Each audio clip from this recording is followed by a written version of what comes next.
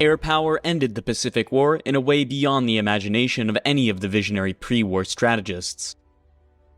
None of the Japanese or American planning have been conducted with any idea of the two weapons which would bring the war so completely and so suddenly to an end: the Boeing Superfortress and the atomic bomb. Conventional air power had gone a long way toward defeating the Japanese, but they were determined to resist an invasion with every weapon at their disposal.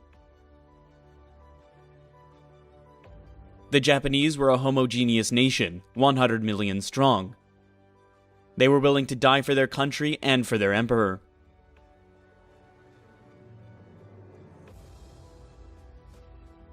The Boeing B-29 was the most expensive single project of World War II.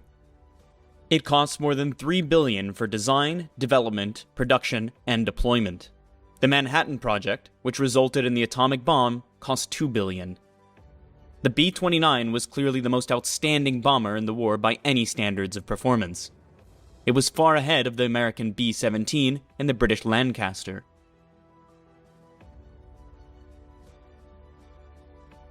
The Superfortress was the joint project of a few visionary American corps planners.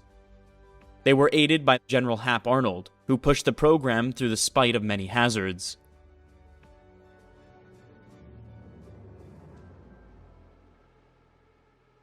The other important factor was the engineering strength and heavy bomber experience of the Boeing Aircraft Corporation.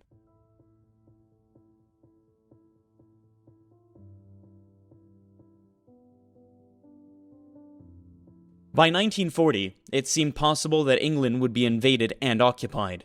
That meant that Nazi Germany would have to be bombed by US bases. The Air Corps called for a speed of 400 miles an hour, a range of 5,333 miles, and a 2,000-pound bomb load. It was an audacious gamble of the part of the Air Corps and of the Boeing Company. Boeing was perhaps taking the greater chance.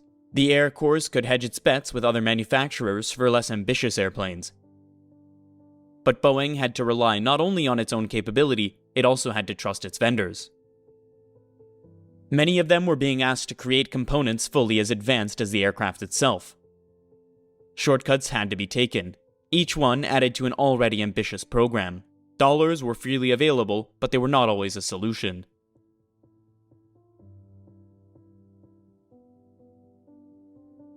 The handsome, streamlined airframe was a radical departure from all previous Boeing practice. It involved new metals and new fabrication techniques.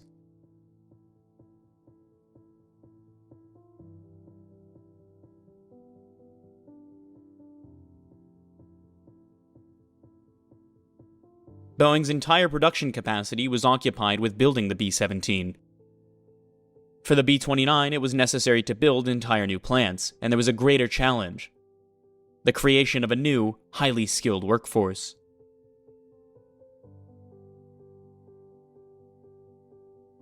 Vast schools were established on the factory sites, with 90 days of training or less. Farmers, housewives, and young people just out of high school were taught how to do everything necessary to build the most complex aircraft in history.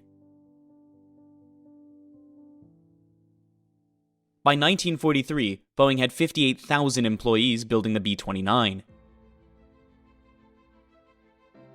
Boeing knew from the start that its greatest question mark was the unproven engine. The R-3350 needed several years more development than was available. It would go into the field unready. It would be a constant nightmare to mechanics and a worry to pilots taking off with too heavy loads from too short runways.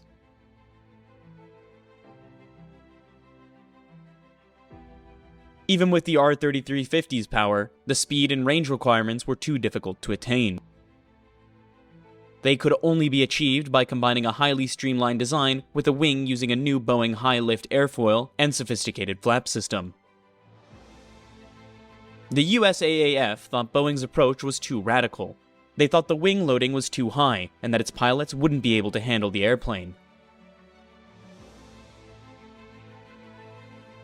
They cited the experience of the notorious Martin B-26 as an example. Boeing analyzed the B-26 and found that it had a low aspect ratio wing mounted on the fuselage in a way that induced drag. They explained that the B-26 problem stemmed out from bad design. They said that the B-29's excellent design would avoid difficulties. To achieve the necessary performance, the B-29 had to operate at high altitudes. For this, pressurization of the fuselage was mandatory. Boeing had experimented with pressurization in the Model 307 Stratoliner passenger plane, but no production bomber had ever been pressurized. The B-29 adopted a new three-bubble system. The pilot, co-pilot, engineer, radio operator, and navigator were up in the front pod. The gunners were positioned in the mid-fuselage pressurized area and connected to the cockpit by a tunnel spanning the twin bomb bays. The tail gunner was crammed into a third pressurized compartment in the rear, isolated and very much alone. Because of the pressurization system, standard gun turrets could not be used. The armament had to be remotely operated. A General Electric fire control system had to be created. It used an early computer that compensated for speed, range, altitude, wind temperature, and trajectory.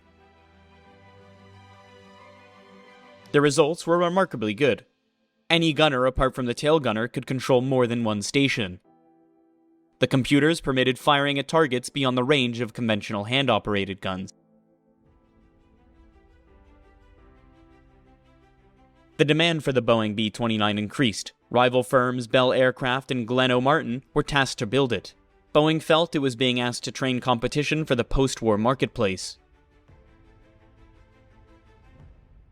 By the time the XB-29 made its first flight on September 21, 1942, the USAAF had placed a mammoth order for 1,664 of the aircraft.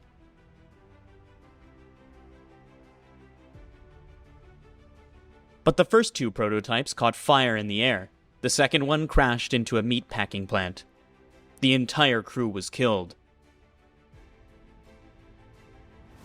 In spite of all the difficulties, the first B-29 of the 58th Bombardment Wing landed at Kharagpur, India on April 24, 1944 to begin Operation Matterhorn.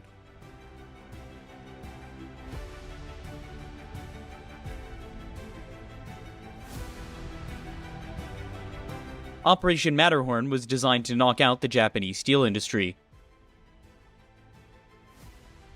The idea of B-29 bombing Japan from Chinese bases was attractive in political terms. President Roosevelt had promised Chiang Kai-shek to begin bombing operations against Japan by November 1944. But in practice, it was flawed for a wide variety of economic, logistic, and command reasons. Chiang Kai-shek's subordinates refused to get serious about building air bases until enough money had been paid to permit embezzlement on a massive scale.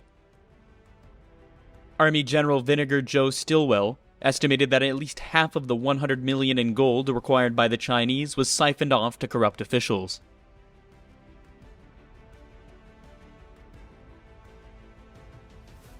The air bases themselves were a monument to the patience and industry of the Chinese people. They literally built them by hand, without power equipment of any sort.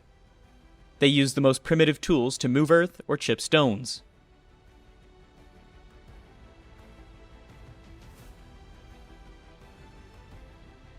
The operation was based on the assumption that the B-29s would support their own operations by flying gasoline over the hump, the high mountain passes in the Himalayas separating India and China. The B-29s would be supported by a fleet of B-24s serving as tankers.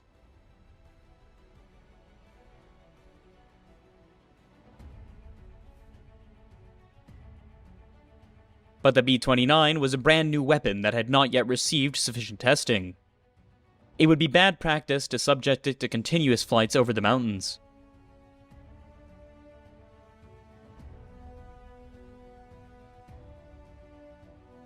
Then, there was the primitive maintenance and the continuing shortage of parts and labor. But the task had to be done. There was no alternative.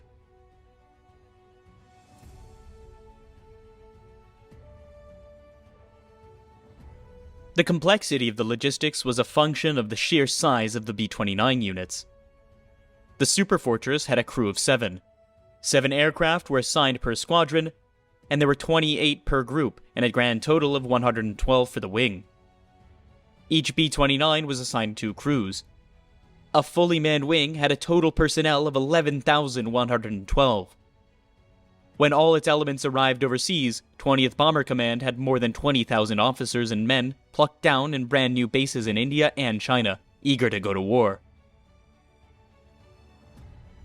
Lieutenant General George Stratomayor was made responsible for the 20th Bomber Command's administration and logistics. General Claire Chennault was responsible for the fighter defense and complete ground support of the B-29 bases in China. The B-29's very first combat raid was mounted on June 5, 1944. General Wolfe led 98 aircraft against the railroad marshalling yards in Bangkok, Thailand.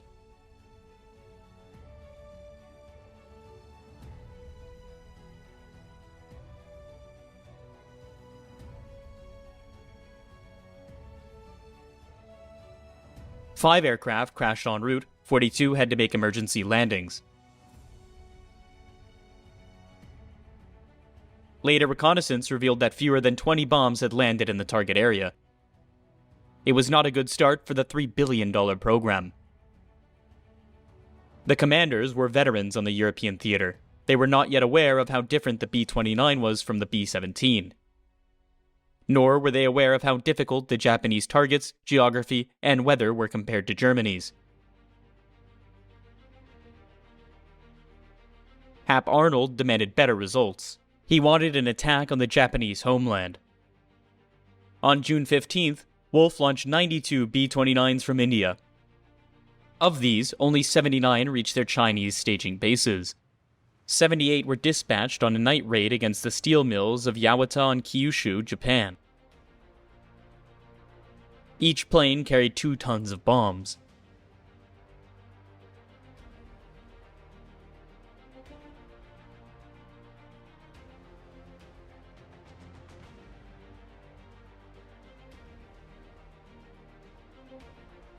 The results were once again disappointing.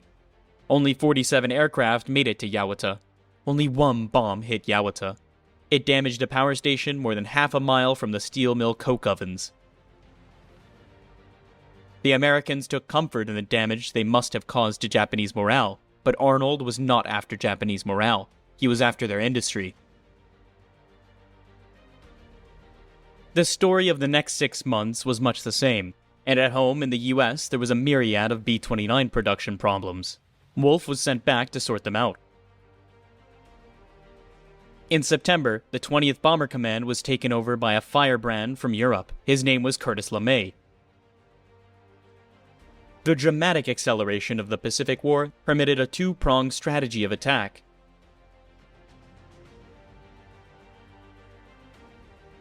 From bases in Chengsu, China, the 1,600-mile operating radius of the B-29 permitted it to hit targets from Manchuria through Japan all the way down to the tip of French Indochina. Superfortresses operating from Saipan and the Marianas could cover all the important targets in the heartland of Japan. Curtis LeMay's 20th Bomber Command was the first of 2 proms. To provide the second, the 21st Bomber Command was established in November 1944. It was to operate out of new airfields in the Marianas Islands.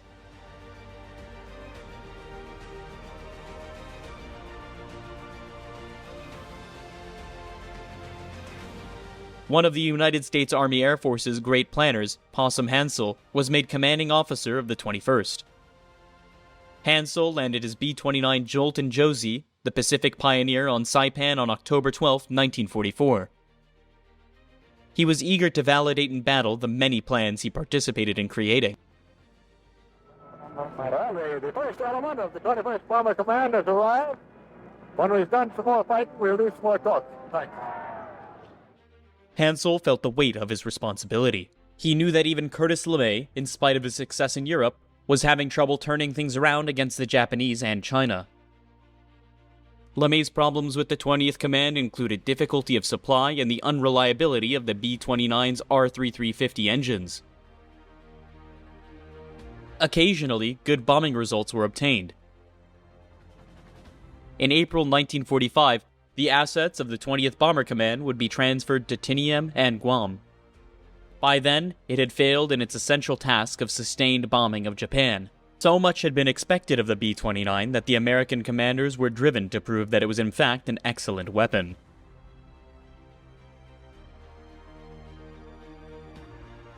At the very highest levels of command, where people were aware of the Manhattan Project, the urgency was even greater.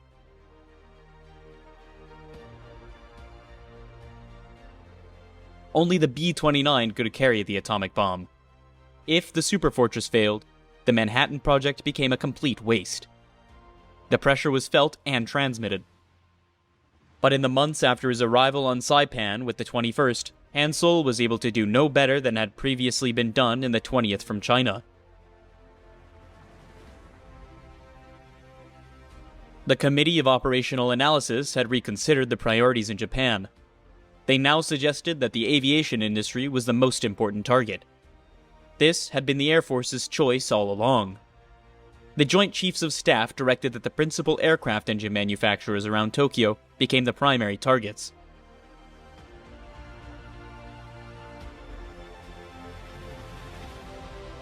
The long series of attacks on Tokyo would be helped by the incredible bravery and skill of the crew of an F-13. The F-13 was the unarmed reconnaissance version of the Superfortress.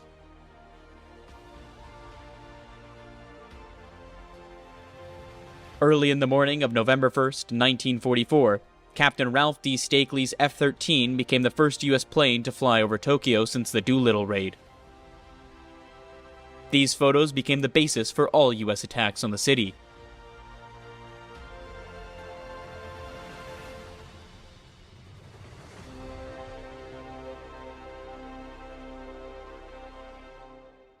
Hansel's first strike on Tokyo was to be called San Antonio 1.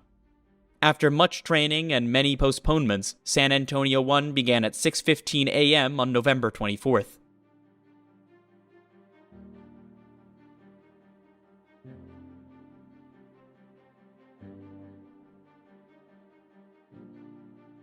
The first plane to roll down Isley Field's runway was Dauntless Dottie, flown by Brigadier General Rosie O'Donnell. His co-pilot, Major Robert K. Morgan, had been a pilot on the famous B-17 Memphis Belle. Dauntless Dottie was followed by 110 more B-29s, carrying 278 tons of bombs. But the promising start to the mission unraveled. 17 aircraft aborted.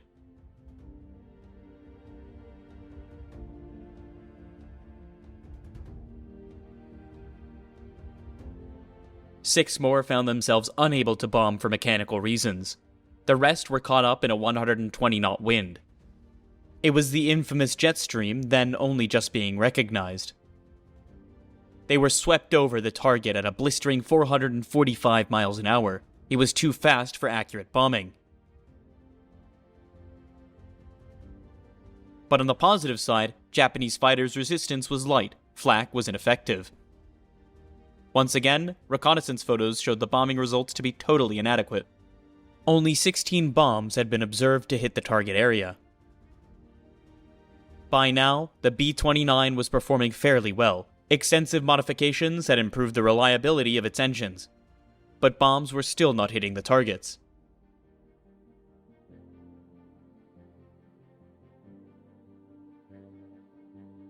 The early Japanese analysis was that the costs of the B-29 were so great and its results so negligible that not even a wealthy nation like the United States could afford to persist the attacks.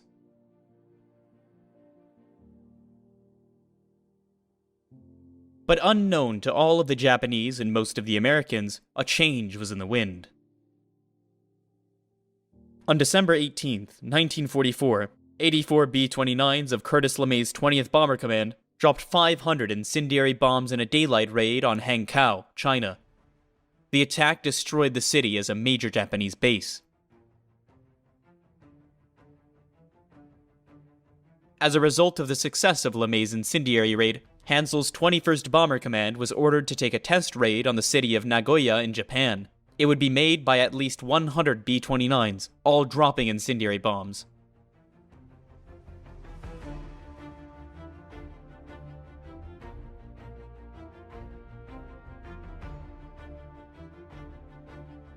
Hansel objected, saying that he wanted to continue precision bombing of the Japanese aircraft industry. In doing so, he put his career on the skids. You can buck the brass in the military, but only if you succeed. A test raid was run on Nagoya on January 3, 1945. 97 B-29s carried mostly incendiary bombs. It was not a good mission. Only 57 aircraft bombed the designated target. Damage on the ground was slight.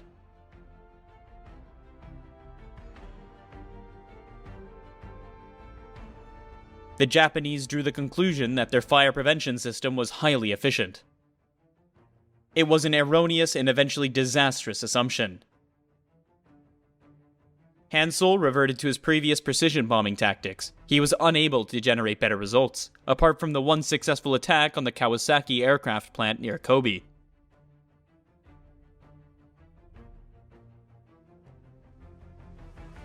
The one success didn't help Hansel. If you worked for Hab Arnold, you delivered or you were relieved.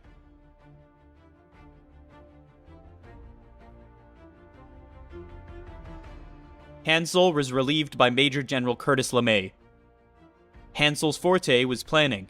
The time for planning was past. Now was the time for direct action, which was Curtis LeMay's strength. As a new commander, LeMay received more latitude than Hansel. He made 2 attacks using Hansel's method. Then he put 69 aircraft over Kobe to drop incendiary bombs. There was heavy fighter opposition. 2 B-29s were lost and 35 badly damaged. But the city of Kobe was hurt. More than 1,000 buildings were destroyed.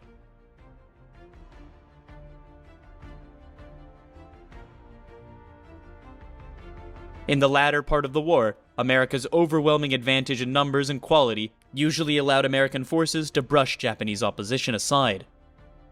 As the precision bombing efforts continued, further tests were made with incendiary bombs.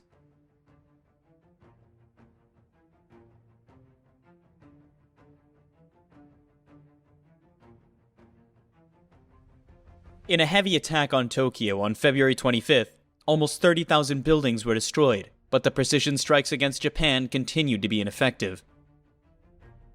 Enemy fighter opposition stiffened. In the series of attacks in February, 29 B-29s were lost to fighters, 10 were lost to flak.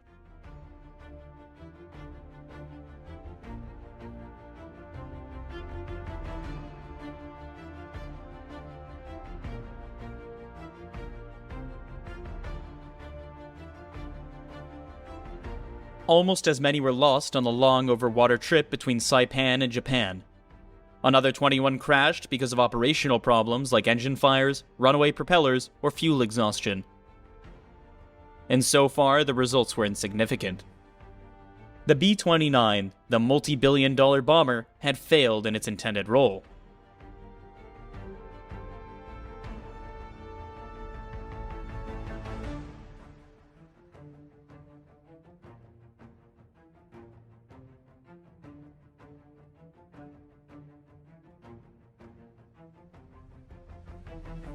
But Curtis LeMay already had the remedy in mind.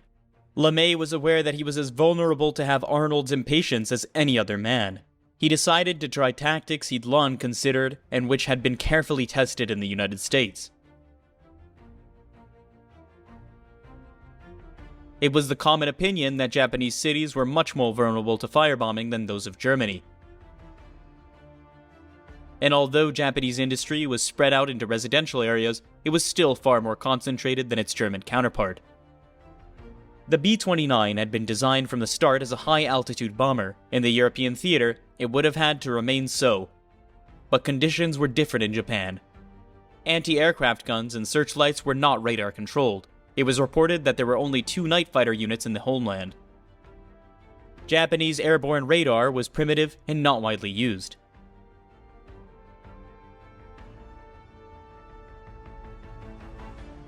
Without notifying General Arnold, LeMay decided to launch a series of maximum-effort, low-level incendiary night attacks against Japan. He was putting his career on the line.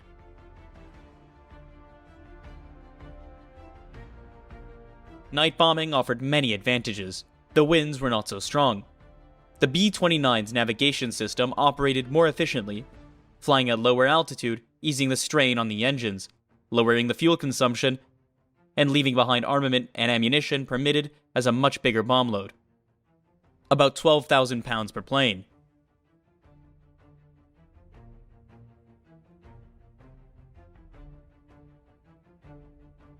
The concept of unarmed, low-level night bombing alarmed many of LeMay's staff.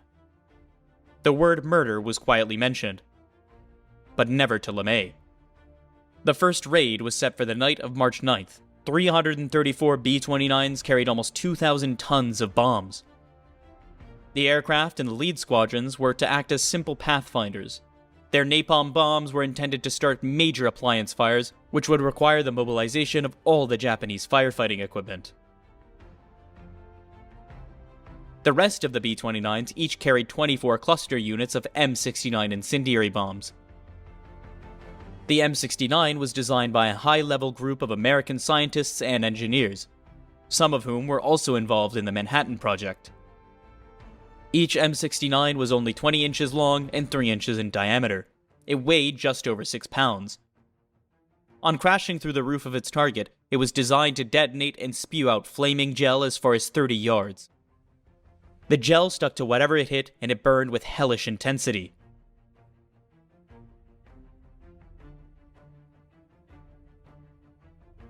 The technology of the M69 and the great logistics and support effort needed to deliver its target was an expression of the disparity between the American and Japanese war machines in 1945. The Japanese simply had no counter and no equivalent.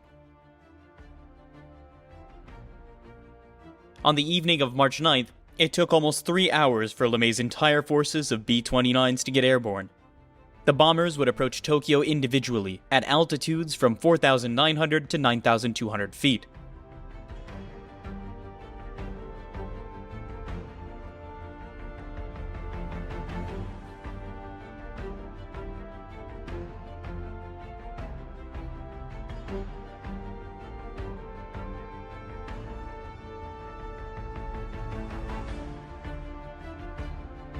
Over Tokyo, the visibility was 10 miles or better. The napalm bombs of the Pathfinder aircraft started fires that were fanned by a brisk and rising wind. The initial attack hit a 12-mile square of the most densely populated part of the city. The fire spread rapidly and the results were devastating. The fire services were overwhelmed within 30 minutes of the attack. A firestorm swept the city. More than 1/4 of a million buildings were destroyed. More than 1/4 of the city's houses were gone. More than 1 million people were homeless. 83,000 dead. 160,000 injured. The Japanese were horror-stricken. There was no way to comprehend the disaster of this magnitude. It completely overrode the ideas of national superiority and the samurai spirit, and of the nation's place in the sun.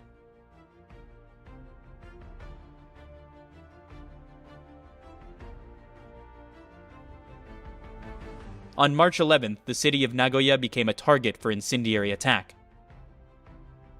There was no firestorm, but 2 square miles of the city were destroyed.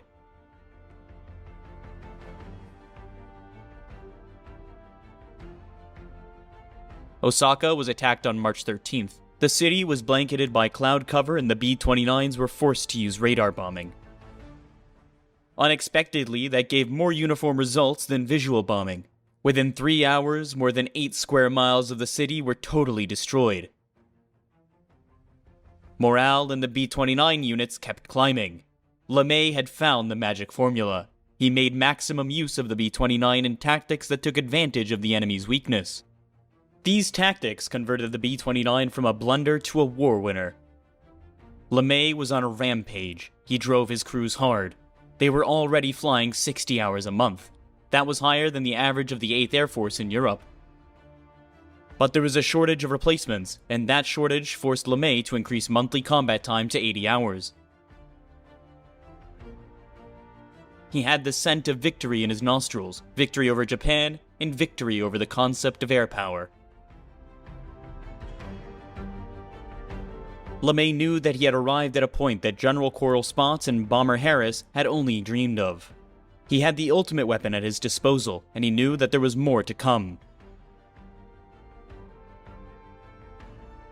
He believed that the maximum effort with his command could destroy Japan's ability to wage war.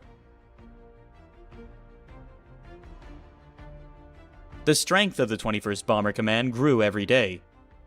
By April, LeMay had more than 500 aircraft at his disposal. On May 11th, he launched a further attack on the 3 Japanese cities. His goal was to create such havoc that the terrible cost America had borne invading Okinawa would not be repeated in Japan. By June 15th, he had destroyed 112 square miles of Tokyo, Nagoya, Kobe, Osaka, Yokohama, and Kawasaki.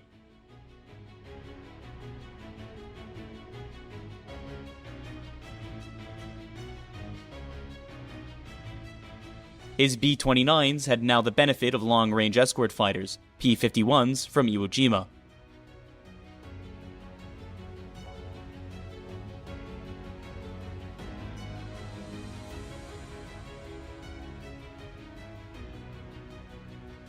LeMay had destroyed the 6 principal industry cities of Japan at a cost of 136 aircraft.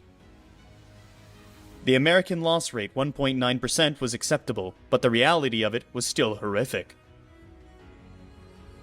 Japan was not able to stop this destruction. It lacked anti-aircraft guns, radar, and fighters to repel the invaders. It lacked fire engines, bomb shelters, and hospitals to help its citizens. Yet Japan was held captive by a martial spirit. That spirit had served the country ill on almost every battlefield in this war, but the government voted to fight on. LeMay and the 21st Bomber Command had brought Japan to its knees, but it would not surrender.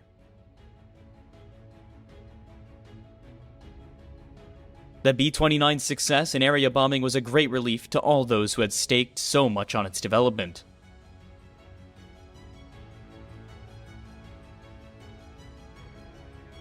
At the time, few people were aware of the Manhattan Project, and the essential role of the B-29 would have been in the successful delivery of an atomic weapon. By July 1941, a decision had been made to create an atomic bomb before the Germans did. The Manhattan Project eventually employed 120,000 people, including the country's top engineers and scientists. On July 16, 1945, an experimental bomb was detonated with results that were incredible even to those who had created it.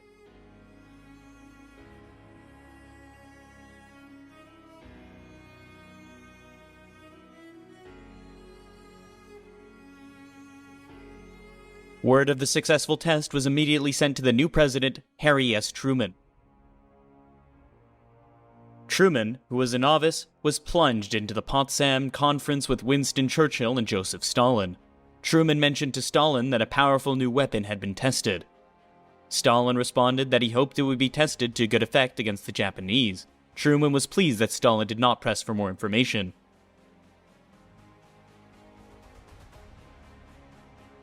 He was unaware that Stalin already knew what he needed to know from the Soviet spies at the center of the Manhattan Project. The Potsdam Declaration of July 26 indirectly warned the Japanese of the power of a new weapon. It stated that the only alternative to surrender was prompt and utter destruction.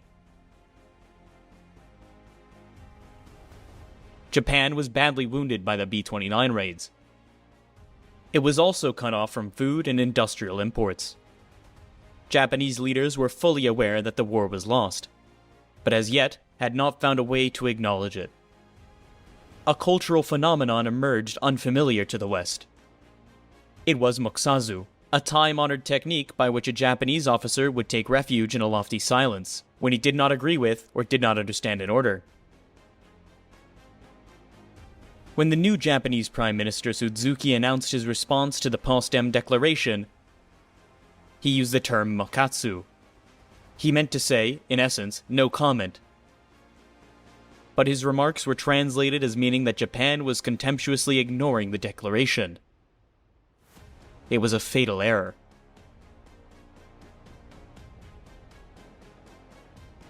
In early 1944, plans for modifying 15 B-29s were formulated. The modifications were not extensive. The atomic bombs were being designed at the same time. The designs were adapted as much as possible to fit the B-29's bomb bay. The following summer, Arnold authorized the top-secret team of experts to create the first combat unit to use the new weapon. Colonel Paul W. Tibbets Jr. was elected as commander of the new 509th Composite Group. The remainder of the group was handpicked to get the best possible people. For a long time, Tibbets was the only person in the 509th to know the true nature of the mission. The special facilities required for handling and loading the bomb were prepared in Tinian in the spring of 1945. By July, the 509th and its specially modified B-29s were in place. Further training began immediately with 6 specialized missions. Some of them involved harassment bombing of isolated garrisons on the islands of Truk and Marcus. After July 20th, the 509th crews executed 38 sorties, gaining experience in the precise tactics to be used when the atomic bomb was dropped. These sorties also made the sight of small formations of B-29 seem customary to the Japanese.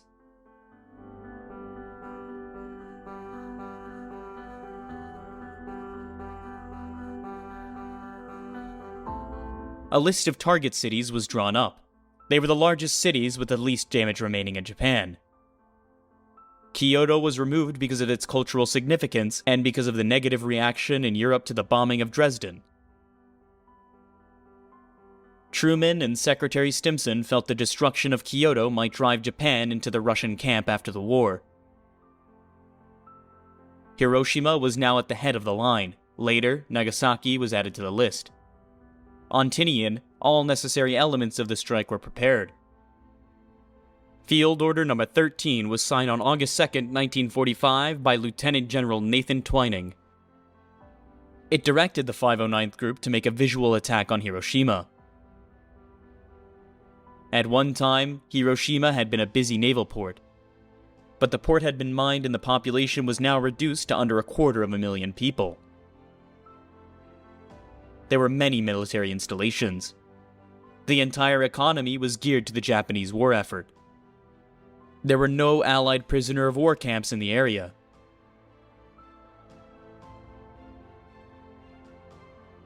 Seven aircraft were assigned to the mission. Leading the principal force was Tibbets and Enola Gay, named after his mother. Enola Gay was accompanied by 2 escort planes, crammed with cameras and observers to record the event. 3 aircraft were assigned duty as weather planes, 1 was designated as spare. On August 4th, the crews were told that the exact nature of the mission, and one of the bombs predicted 20,000 tons of TNT power, but even then they were not told it was an atomic bomb.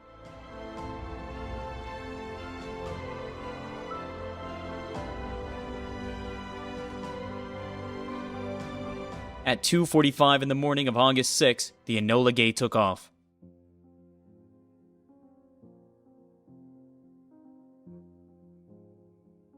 Five and a half hours later, Tibbets received word that the weather and visibility were good.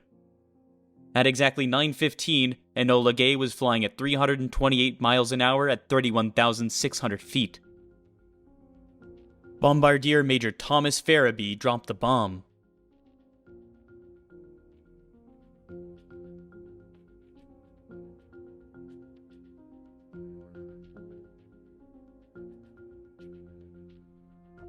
Tibbets then executed what later became known as the breakaway maneuver, a steeply banked 150-degree turn to avoid the expected blast by the time the bomb exploded 50 seconds later. The Enola Gay was 19 miles away.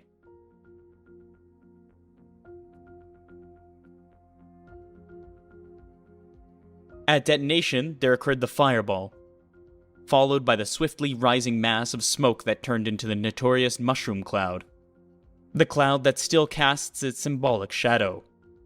President Truman immediately announced the event to the world. The news amazed every many members of the 509th Composite Group.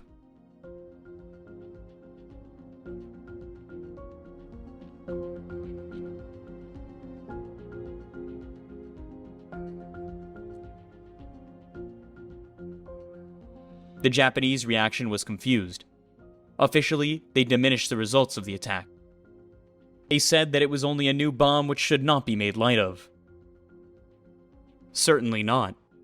4.7 square miles of Hiroshima center had been obliterated. More than 40,000 buildings were destroyed. Almost 80,000 people were killed. 171,000 were made homeless. LeMay's B-29s and the US Navy's carrier forces maintained pressure against Japan while the sole remaining atomic weapon in the world was prepared for use. The second and last atomic mission of the war began at 3:49 on August 9th. Major Sweeney and his crew flew boxcar. They traded their aircraft, the Great Artise, to Captain Frederick C. Bach. Sweeney's mission was as troublesome as Tibbet's mission had been trouble-free. The primary target was Kokura, but it was weathered in. Sweeney made 3 bomb runs. The bombardier couldn't see the target visually. Some Japanese fighters were in the area. Sweeney diverted to the secondary target, Nagasaki, which was also cloud-covered.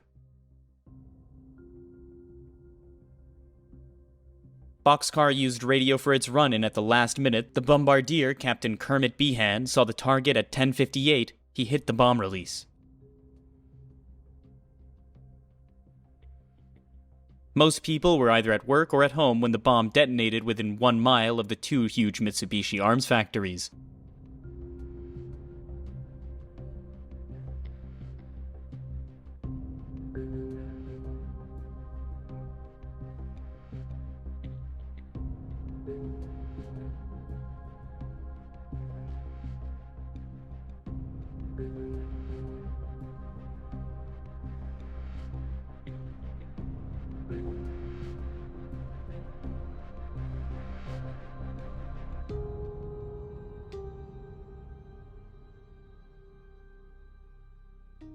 Nagasaki's bowl-shaped terrain confined the effects of the bomb to a relatively small 1.45 square mile area.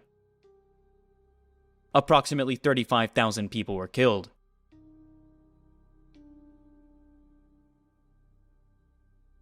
Incredibly, Emperor Hirohito's advisors on the Supreme Council for the direction of the war still debated whether or not to surrender. As Adolf Hitler had done, the military factions still wanted to resist in hope of obtaining better terms. On August 19th, the Japanese announced not their surrender, but their willingness to accept the Potsdam Declaration. In the days preceding the Japanese statement, routine B-29 missions had continued. On August 11th, they were suspended to give the negotiations a chance to mature. The United States responded to the August 10th Japanese statement by advising that from the moment of surrender, the authority of the Emperor and the Japanese government were subject to the Supreme Commander of the Allied powers.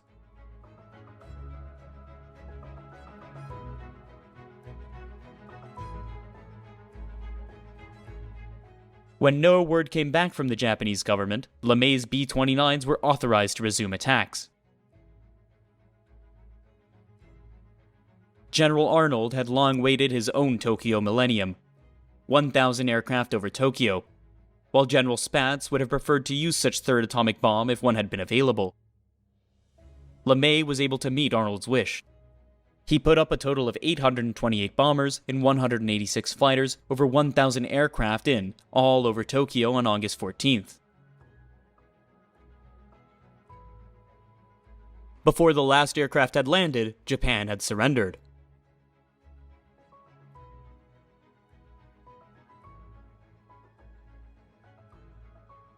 The American forces continued to make a display of their air power over Japan. This reached the highlight September 2nd. 462 B-29s cruised over Tokyo Bay. All the surrender was signed aboard the USS Missouri. In the meantime, 900 B-29s had dropped almost 5,000 tons of supplies to more than 63,000 prisoners of war. Not only that, but camps in Japan, China, and Korea.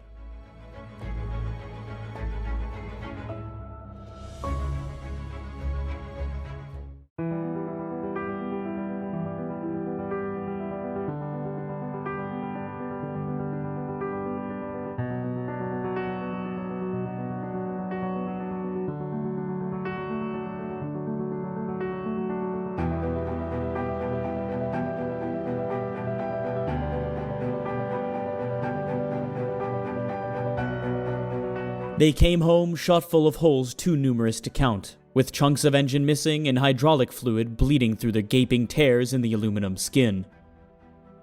Love them or hate them, nobody's ever questioned the Republic P-47 Thunderbolt's ability to bring a pilot back safely. It absorbed, as I said, a tremendous amount of damage and would still fly. The inline engine wouldn't absorb anything. The radial engine, you know, we had cases of people losing several cylinders and still coming back. They would really take, like I said, really take a beating from being shot up or anything, more than any other aircraft. They were really a tough bird. There was one case when I was waiting for takeoff and a plane came in and landed, and it had been hit in the engine, and one piston was flipping up and down in the air, and the other piston was gone, and the plane flew in and landed, and the guy pulled off the runway. He didn't taxi it in, he got out. 47 was a great airplane for that. It absorbed tremendous damage and still fly. The group commander took it through a tree. Literally, the aircraft went through, the tree was the loser, and the wings didn't come off, but he just forgot what he was flying and what altitude he was at and went through a pretty large tree. Lots of damage, structural damage on the wings, but the aircraft came home. I don't think that I know a 51 wouldn't have done it. I don't think a 40 or I don't think a 38 would have done it. So it was that kind of an aircraft. I had dropped my bomb, done my job. I headed home. I get back and I land, and people are running alongside the aircraft pointing at it as I taxied. And I lean out and look, and the whole side is covered with oil. And when I got out, I got a hole a foot big in the engine and 2 cylinders missing. But it ran fine. For 2 critical years, the P-47 Thunderbolt served as the backbone the U.S. Army Air Force's fighter force, battling on every front in every conceivable climate and terrain. The P-47 played a major role in the defeat of the Luftwaffe in the skies over Europe. Yet since the end of World War II, the P-47 has been overshadowed by the fame and glamour of the Lockheed P-38 and North American P-51 Mustang. I think it's comparing a racehorse to a plow horse. The P-47 was I think you could describe it as the bare knuckles brawler. It wasn't the sleek thoroughbred as the Spitfire. It wasn't the graceful, pre-war design of the P-38 that was like the Buck Rogers fighter plane of World War II. I mean, the P-38 was what everybody dreamed of. The Thunderbolt, I think, what endeared itself most of all to the pilots was the fact that it had tremendous firepower. It could carry a huge load for ground support, which is exactly what it was best at, I think. And it could take incredible amounts of battle damage. I mean, you've seen pictures of airplanes that have hit trees. They've got cylinders knocked off the engines. The cowling's gone. The wings are canted back. Just the leading edge of the wings are just beat off. The gun barrels are torn from the airplane, and it flies all the way home and brings the pilot back. I think that is the greatest quality of the airplane. By war's end, over 15,600 P-47s had been produced, more than any other American aircraft, save the consolidated B-24 Liberator. Even today, the P-47 Thunderbolt inspires intense emotions amongst the pilots assigned to fly it.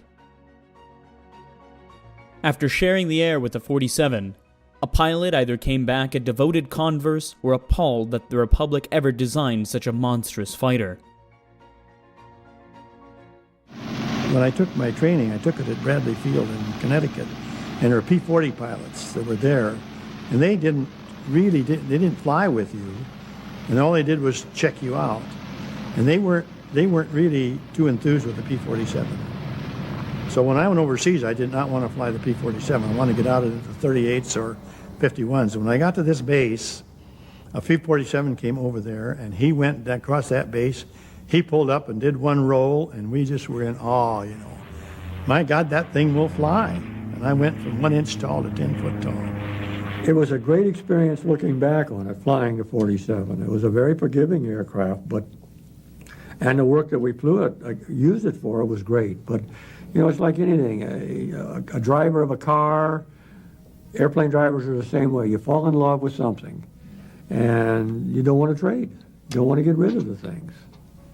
And, you know, we weren't smart enough to know that, well, it's probably going to save your life many more times than the 38 might, because it's not as vulnerable as an inline engine aircraft, whether it's a 40, 51, or 38, but it still was not my first love by any means.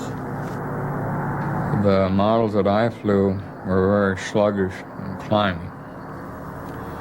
In fact, I didn't consider it very good until you got to a higher altitude, you know, where your supercharged engine was a big advantage.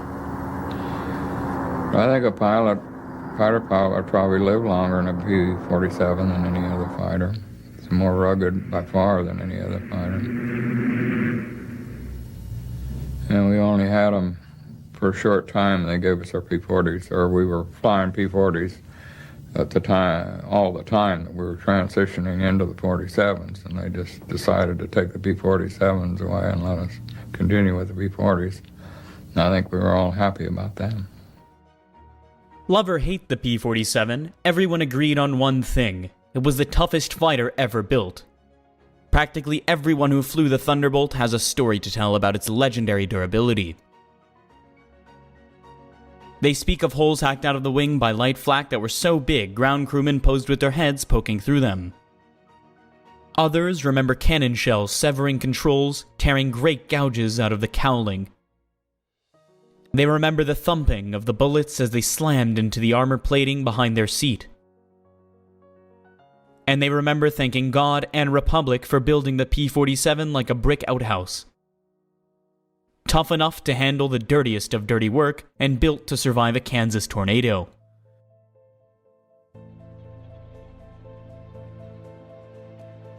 The P-47 owes its genesis to a Russian émigré turned aircraft designer named Alexander Dziaversky. He had come to the United States between the wars and had started his own aircraft company in the 1930s. He was a Russian immigrant who flew during World War I and was a great proponent of pursuit aviation. The P-35 was his original fighter, low wing, all metal, retractable landing gear. The second aircraft was the P-43 Lancer, which was a further refinement of the P-35 design. The ultimate was the P-47, which was the final derivative. Just before World War II, Dziaversky Aviation became Republic Aviation, and the same design team that worked on the P-35 went with Republic and began working on their first major project, which was the P-43 Lancer. And you can see a real clear lineage in the development of the P-47 based on these three designs. The P-35, the P-43, the P-47 all share common characteristics and resemble each other. Well, the P-43 went into production shortly after World War II began, and it served as an export fighter. It wasn't something that the U.S. Army Air Force could use, so Republic sent it overseas to the Chinese, where it did not have a very distinguished service career by any means. Designed to be a high-altitude fighter, the P-43 has a top speed of 350 miles an hour and could carry a pair of 50 caliber machine guns in the nose and 430 calibers in the wings. Initially delivered in September 1940, the P-43 impressed some with its high service ceiling of 38,000 feet. Nonetheless, the Lancer proved inferior to most fighters of the day, and the Army Air Corps used them only for tactical reconnaissance training in the United States. The P-43 was a failed design. There was no way Republic could look at this as anything but a failure. And here they were in the middle of wartime America. They needed to be able to come up with a design that would be effective not just from a cost standpoint and a contract standpoint, but also they were interested in building a war-winning aircraft. And they chose to go the evolutionary route. So they studied their design. They studied the failure. They examined the reasons why. They got back reports from operational units and decided to progress in a slightly different course. But they did extract some of the better attributes of the P-43, and they applied them to what became the P-47 program. In 1939, the Army Air Force issued a request for a high-altitude fighter that could use the new turbo supercharger that Boeing had developed for the B-17 heavy bomber. Such an installation on the fighter would require the plane to be huge indeed, but that didn't deter Republic. After studying the Army Air Force's requirements, the company's chief designer quipped it'll be a dinosaur, but a dinosaur with good proportions. Because of the Army's specifications on this new fighter, Republic chose to design the P-47 around two main features. The first was a brand new engine called the Pratt & Whitney R2800, which was an 18-cylinder radial engine. It was just monstrous, and it provided 2,000 horsepower, which was far more than most any other engine of its day. So it was a very revolutionary engine. The other thing that they needed to design around was the fact that the turbo supercharger took up a lot of space. So the reason why the fuselage for the P-47 is so deep is because of the fact that the engine was so enormous to begin with, and the ductwork and all the accoutrements for the turbo supercharger required a massive amount of space. Dubbed the XP-47B, the new fighter possessed enormous gait. As it sat on its wide, long landing gear, it remained some of a giant milk jug on wheels. As a result, throughout the war, pilots and ground crew rarely referred to the P-47 as anything other than the jug.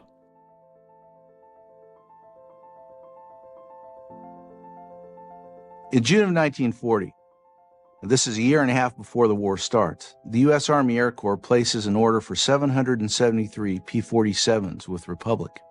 And this $56 million contract is really a rich plum for Republic to get. But it represents quite a risk on the part of the Air Corps with the slender resources that are available at the time.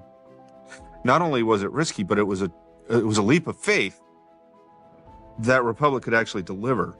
At the same time, the fact that they did this a year before the prototype flew was also symptomatic of a larger problem, which was there were so few combat-capable aircraft, especially fighter designs, being conceived of and built in the United States at the time, that the Air Force had to take the risk. There really wasn't very many other options. Republic's early test flights of the prototype revealed tremendous potential and more than justified the Army's leap of faith.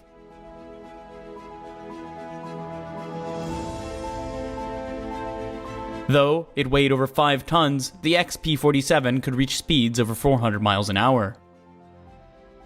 In fact, at altitude, it was the fastest fighter ever built for the Army Air Force up to that time. Tests also show that the P-47 was an excellent formation aircraft. The 47, when you pulled the power on it, that huge nose out there was like running into a haystack, suddenly equipped. It was easy to fly formation because 38, you'd come in and overrun everybody. It was the first thing that we all learned when we had inline engine.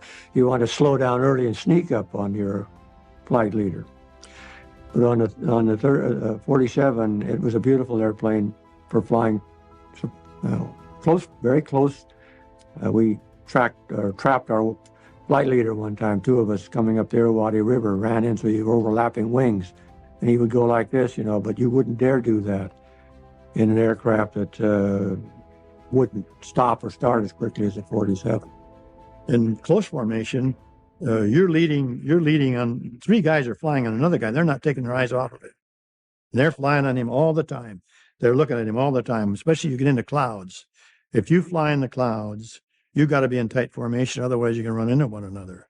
And you have a mission. We had a mission one time, I think it was a 5-hour mission. We were probably 4 hours in the clouds. And 2 flights finished the mission. The guy was leading the group and my flight. The rest of them went home. got in trouble, and went home. The first production Thunderbolts rolled off Republic's assembly lines in early 1942. That spring, the Army Air Force decided that the 56th Fighter Group would be the inaugural P-47 outfit in the service. It was a historic decision that laid the foundation for one of the greatest legacies in Air Force history.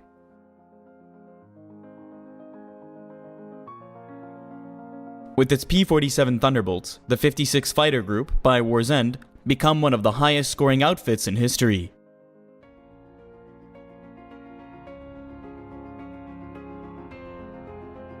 With dozens of aces in its ranks, the 56th became better known as the Wolf Pack.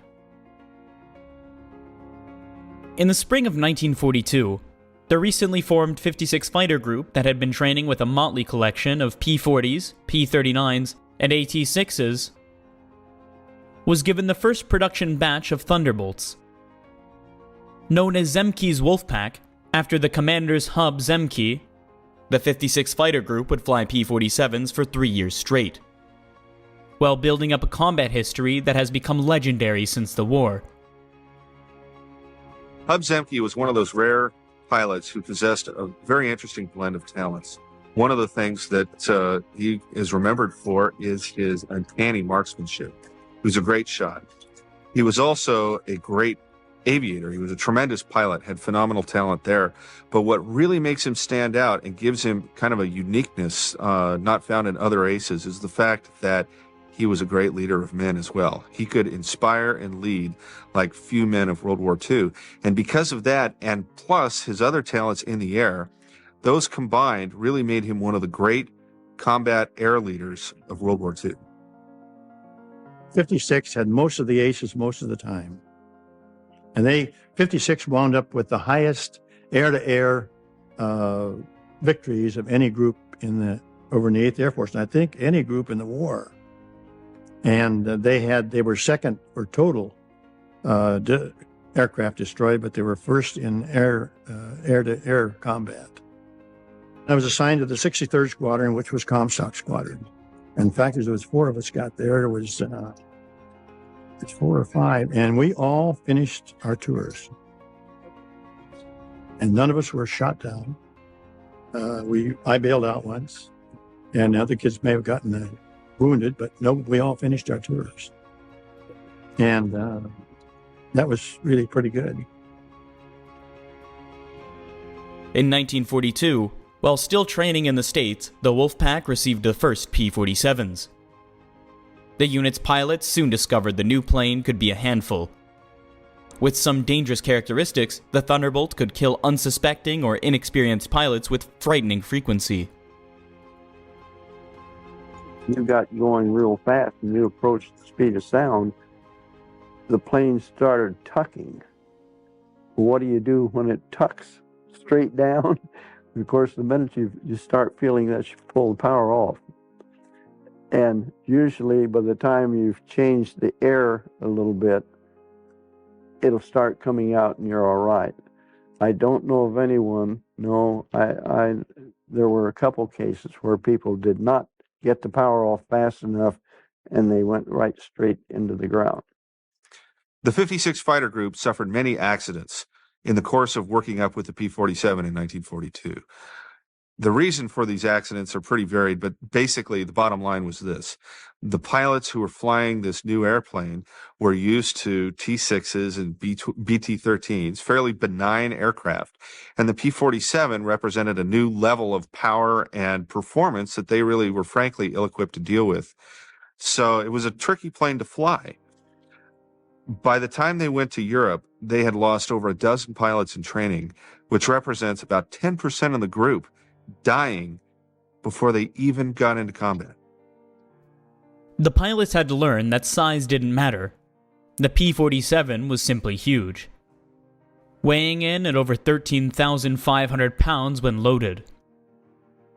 With a wingspan of 40 feet and a length of 36 feet and sitting 15 feet off the ground, the P-47 towered over the splendidly legged P-39s and sleek P-40 as the 56 had been flying.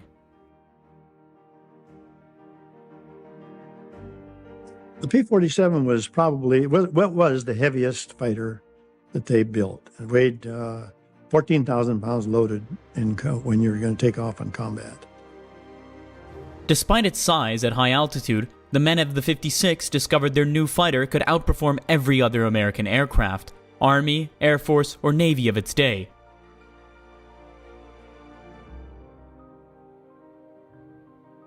Its broad wing gave it tremendous agility at heights.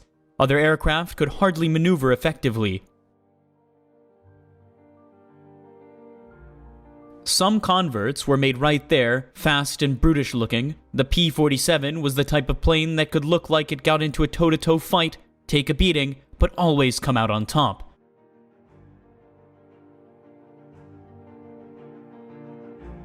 And it could dish out far deadlier punishment than any other World War II fighter with 850 caliber machine guns. The Thunderbolt's firepower was truly awesome. I strafed trains one day and tipped a boxcar over on its side. Not exploded, just tipped it over from the impact.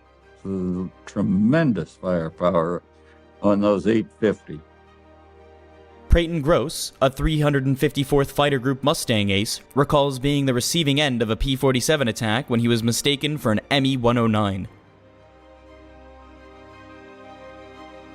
P-47s coming in had thought they had two 109, and so they picking me off. They shot my canopy off. It was gone. My plane did a snap roll, was involuntary. And so I'm still alive, so I did a spin. I went into a spin. I did a recovery and pulled out, and here came the P-47s again, and I rocked my wing frantically, and this guy pulls up alongside of me and goes, "Oh!" and takes off and leaves me there. And I didn't know how badly my plane had been hit. The radio worked, the controls worked. I came back, and the plane had almost 100 holes in it. Some entry, some leaving, but it was like a sieve. With terrific firepower, excellent high-altitude performance, and an airframe built to withstand massive amounts of damage, the men of the 56 Fighter Group gradually grew to love their P-47 Thunderbolts. By the time the group deployed to New England to join the 8th Air Force in early 1943, its pilots were some of the fiercest P-47 advocates in the Army Air Force.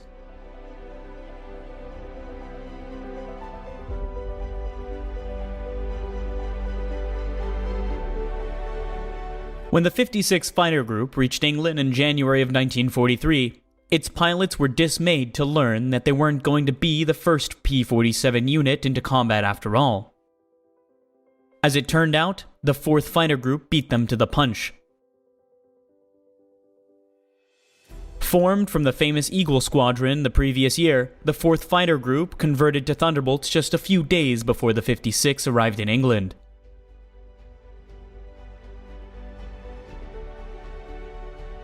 And here, the love-hate relationship that characterized a pilot's relationship with the P-47 began.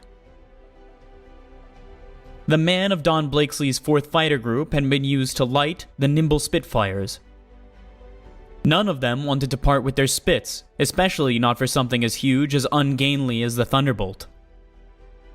As much as the 56 Fighter Group loved their P-47s, the 4th despised theirs. The first combat missions flown by the P-47s took place in the spring of 1943. The 8th Air Force had several Thunderbolt groups by then, and the units began flying sweeps over France to get acquainted with air combat. These early P-47 operations in the fighter sweeps over France were plagued by several difficulties. First of all, this was a new aircraft. It had its fair share of mechanical problems that had to be worked out. Secondly, the American pilots were simply green and inexperienced at this point in the war. And lastly, and probably most significantly, they were up against some of the best German fighter pilots at the time, and therefore some of the best in the world. And they were flying FW-190As and Messerschmitt 109Gs, some of the best fighter aircraft in the world at the time. Then, on April 15th, Tax Day, Uncle Sam finally received payback for all the money invested in the P-47. A squadron from the 4th Fighter Group, while on patrol over France, caught 2 FW-190s in the air and shot them both down. Those would be the only victories the Thunderbolt would have for quite some time. In the first 2 months of combat operations, the 3 P-47 groups flew 2,279 sorties, resulting in 10 German planes claimed as destroyed. In return, 18 47s had been lost. Both the enemy fire and catastrophic engine failure, and the 56, which had been the biggest supporter of the Thunderbolt, had yet to get its first victory.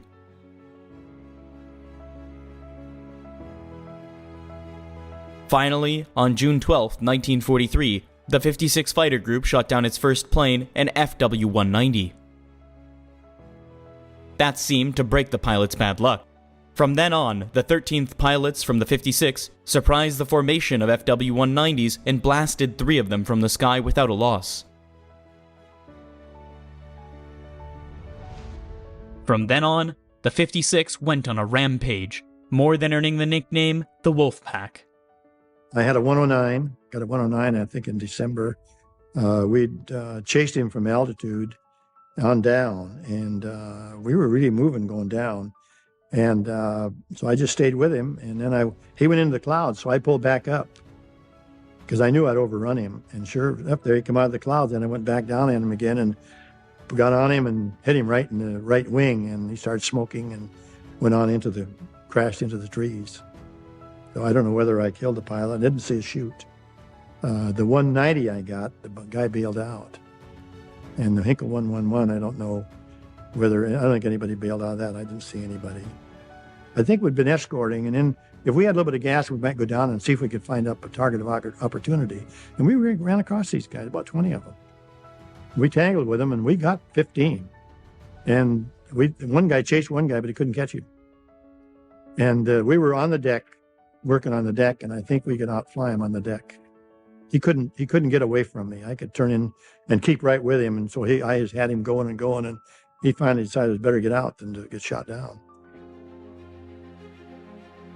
Towards the end of the summer of 1943, the P-47C was gradually replaced by the D-Mod. Initially, little distinguished the 2 versions. Prior to the fall of 1943, the P-47, including the D version, had really not proven itself to be effective as an escort fighter for the 8th Air Force. And the major problem was that they had this fuel-guzzling engine, and it limited their range so that they were unable to provide cover for the bombers into the main targets inside Germany. And this problem really isn't resolved until the P-47 D-15 model arrives in England. And this model has the ability to put wing tanks underneath each of the wings. Each of those wing tanks is 108 gallons. And that gives the P-47 D-15 the extra range it needs to begin to be effective as an escort fighter for the heavy bomber force. The Thunderbolt now had almost twice the amount of fuel of earlier versions. P-47s soon appeared over Germany within 150 miles of Berlin, wreaking havoc wherever they went. By the spring of 1944, the Thunderbolt had come into its own as a high-altitude escort fighter. Yet just as it reached its zenith, it was eclipsed by the longer-legged P-51 Mustang.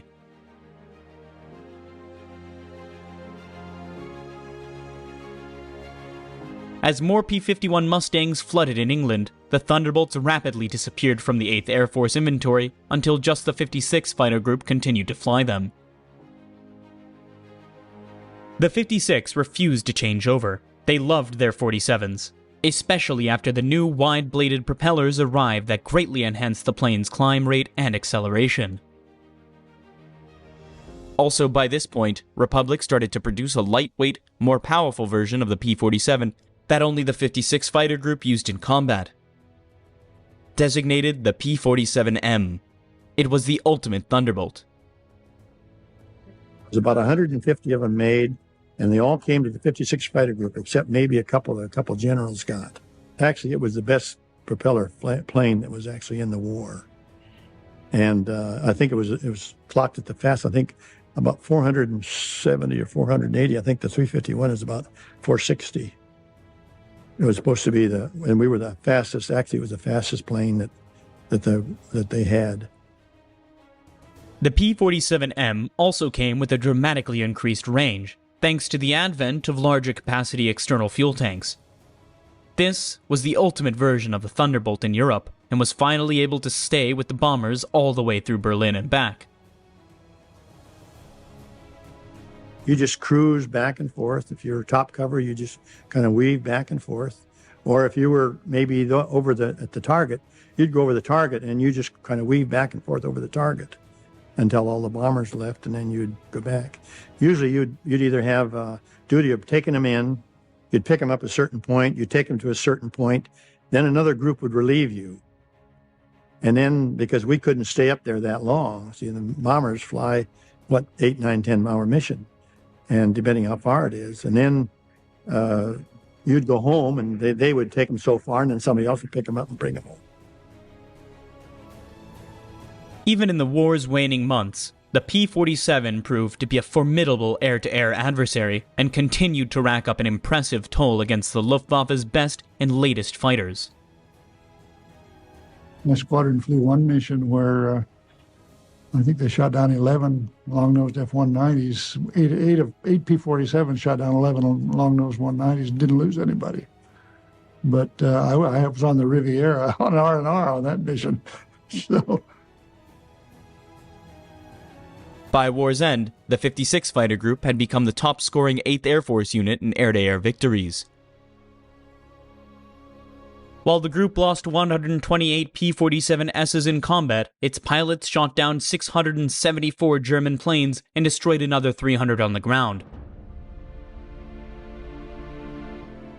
With almost 1,000 planes to its credit, the Wolfpack had more than proven that when used right, the P-47 could be a terror to all its foes.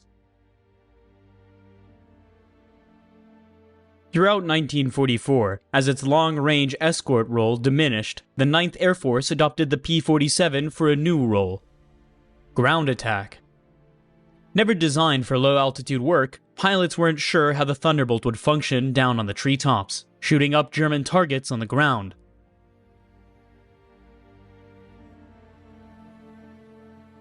Though it didn't perform as well on the deck as it did at 25,000 feet, the P-47 soon more than proved its worth in the new role. In fact, by war's end, it had compiled a record so remarkable that it easily became the best American fighter bomber of the war. Among its many contributions was as the premier American ground support machine.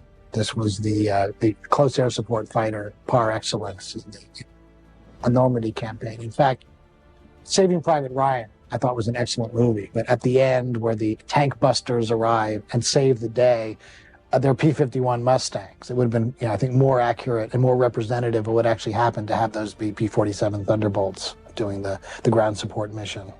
Because the P-47 was a true ground support star, whereas the P-51, yes, it did those missions, but that wasn't its major contribution. On the deck, the 47's ruggedness was its greatest asset. Many of the Thunderbolt pilots survived the holocaust of flak and machine gun fire thanks to the sheer toughness of his plane's hide. I was the number 4 pilot, being the youngest, or the newest, I should say, and tooling along, and suddenly the field out in front just lit up like a Christmas tree. I took something in the right wing that blew off every shell I had out there. I had not fired a round at that time, but it had to have been of incendiary nature because there wasn't any ammunition left when it was all over. It blew the gun tray lid on the 4 guns out in the right wing up about that high, and of course holes all over the thing. Headed for home. Decided the damn thing was flying and I would stay with it. Let down then, probably about 20, 30 miles from home, put the wheels down way out. Everything worked fine, except that the stall speed was all screwed up. Landed, burned the brakes out or not, I really didn't care. They class 2060 airplane anyway. We didn't have repairs for them, and with that wing the way it was, I guess I was forever thankful that the darn gear went down. But 1,800 rounds, and you could see visible flame in there from whatever hit it, set it off or set the ammunition off. That was, be real proud, even though he didn't like the 47, but having come from 38s, but it absorbed tremendous damage.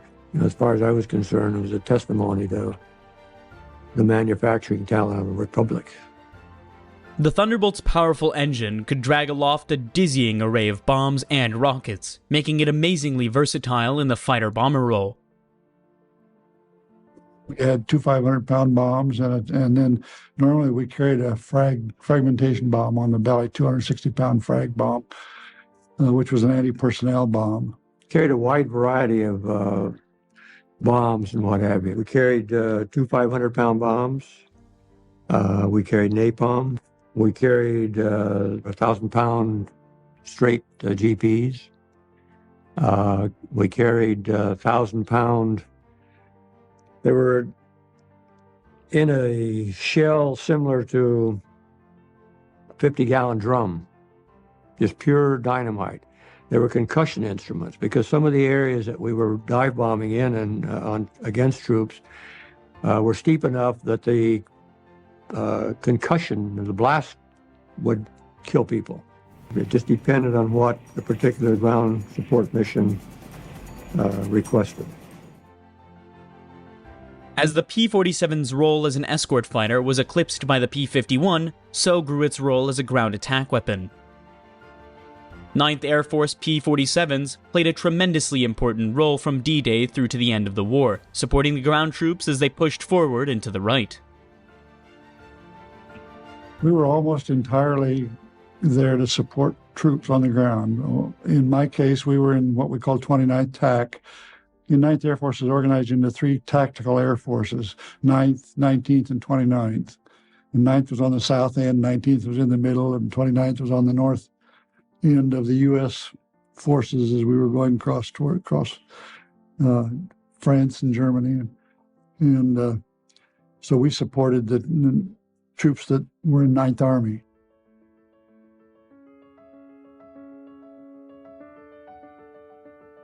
We would go out and they'd say armed reconnaissance. And what that meant essentially was if you see anything moving, go shoot, go hit it. Because by that time in the war, the Germans, there were no civilian vehicles moving in Germany. They were all related to the military in some way. Even the horse-drawn and all that was usually carrying ammunition or food or something for the troops. And anything from a single staff car to a convoy of trucks would be a target if it was moving and we were there.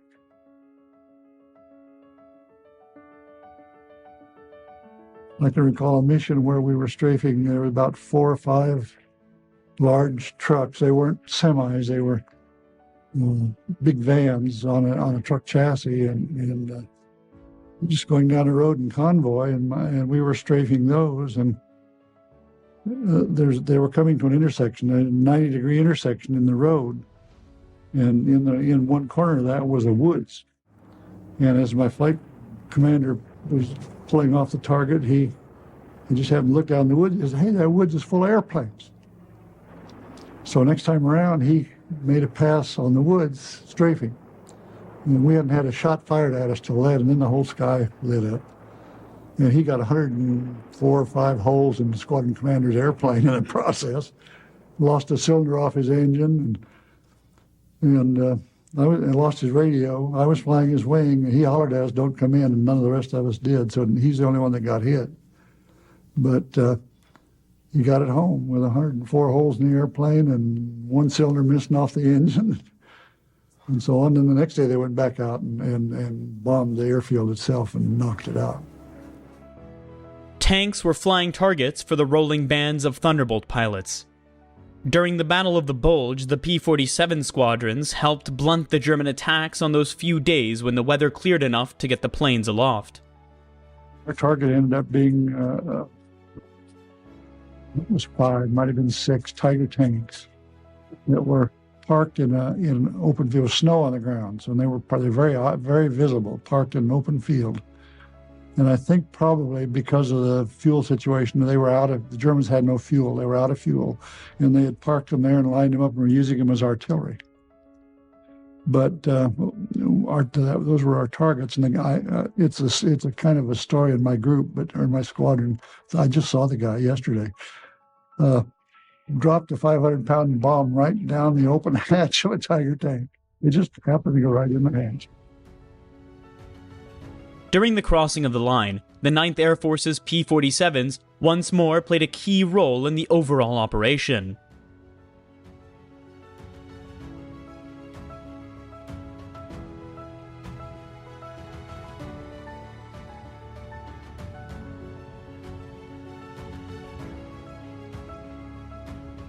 Yet the Germans, with all their proficiency, were able to strike back with desperate intensity. We went up there with bombs and guns and waited to be hollered at for a target, or something like that. We watched the paratroopers go in. And the Germans actually, when the paratroopers went across, I don't know how high they were, but I would guess 5,000 or 6,000 feet. The Germans actually lowered the 88s, the anti-aircraft 88s, and fired so that the shells broke amongst the parachutes. After the guys were out of the airplane, their chutes were open. And it was pretty bad. You could just see that. And the gliders came in, they were getting hit too. But, and while we were doing that, waiting for a target to be called, we had a squadron of British Lancasters come overhead and open their bomb bay doors and start dropping bombs just almost through our formation. There was a lot going on. It wasn't all coordinated as well as it could have been. Nobody got hit or hurt, so we were okay. By war's end, Thunderbolt units had destroyed more targets than any other British or American fighter bomber. Tens of thousands of trucks, hundreds of tanks, thousands of aircraft, troops, and tons of supply went in flames as a result of marauding P-47 attacks.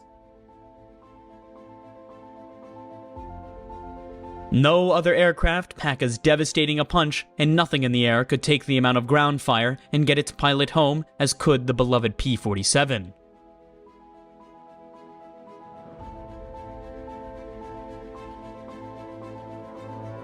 When the world celebrated VE Day, the JUG pilots in the 8th, 12th, 15th, and 9th Air Forces could look back the fight on their accomplishments, knowing they played a significant role in defeating the Nazi war machine.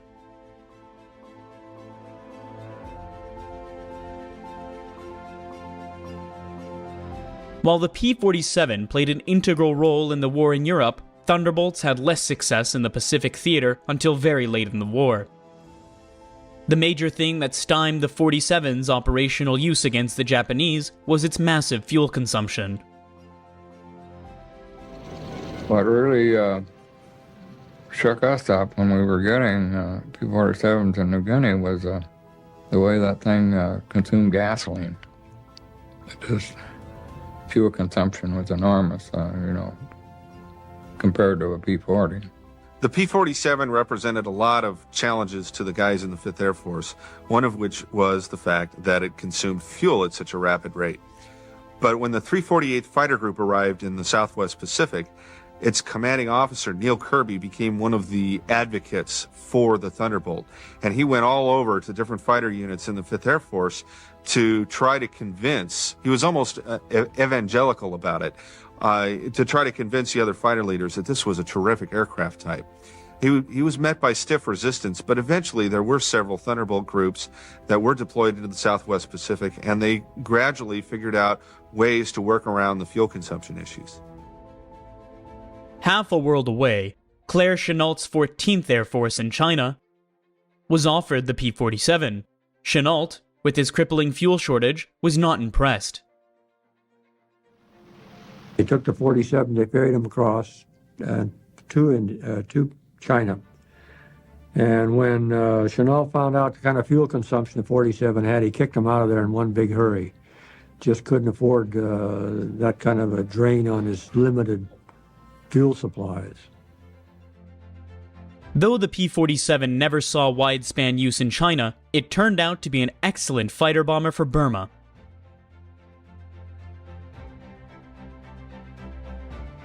Here, as in many other theaters, the 47's ruggedness saved many lives.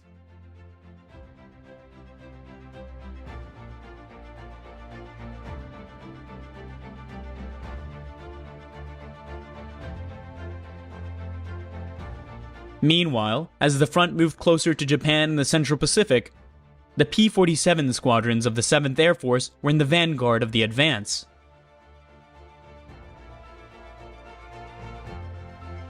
When the Marines and Army landed in the Marianas Island in June of 1944, the P-47s of the 318th Fighter Group were operating from the island within just a few days after the invasion of Saipan.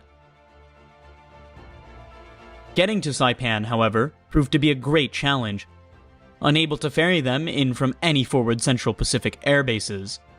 The 7th Air Force resorted to putting the 318th P-47 on escort carriers. The baby flat tops sailed to the Marianas laden with the ungainly Thunderbolts. Once off of Saipan, the men of the 318th climbed into their P-47s and catapulted off the narrow carrier decks. Miraculously, not a single P-47 was lost during the operation, and the 318th was soon operating in support of the ground troops from Isley Field, on Saipan.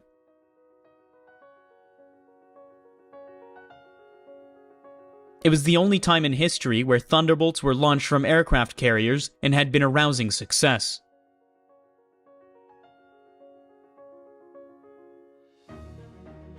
At war's end, the 7th, 13th, and 5th Air Force's P-47 groups were marshaled around Ishima and Okinawa. Preparation for the invasion of Japan flying ground attack, combat air patrol, and long-range escort engines right up to the Japanese surrender, the Pacific Thunderbolts were given a solid, if unspectacular, account of themselves. In one of the last and great Thunderbolt fights, the 318th Fighter Group managed to shoot down 34 kamikazes of Okinawa in the running 4-hour battle.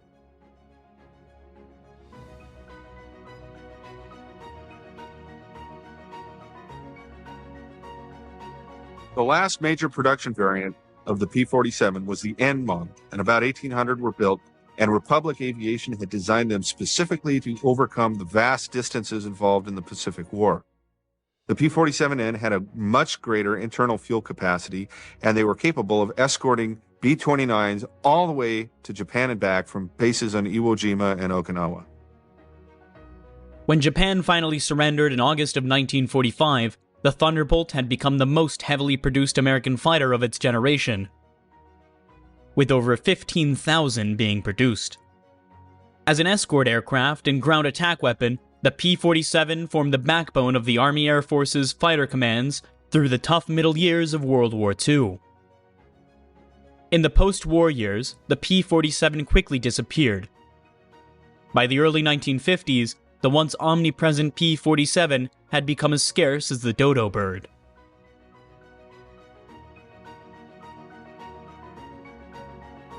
As the war faded into memory, the Thunderbolt and its accomplishments were steadily obscured by the P-51 Mustang. For 55 years, the P-47 has lived in the P-51's shadow. In reality, no other fighter contributed more to victory than the Thunderbolt. It did the dirty work, the trying ground attack, and close air support missions that held no glory, but saved the lives of countless GIs in the process.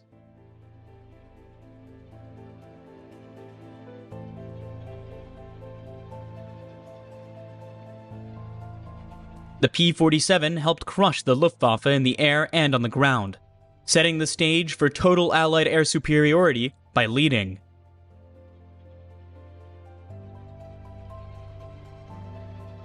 Workhorse. Loved by some, despised by others, the P-47 ranks as one of the greatest aerial weapons to have ever existed during World War II.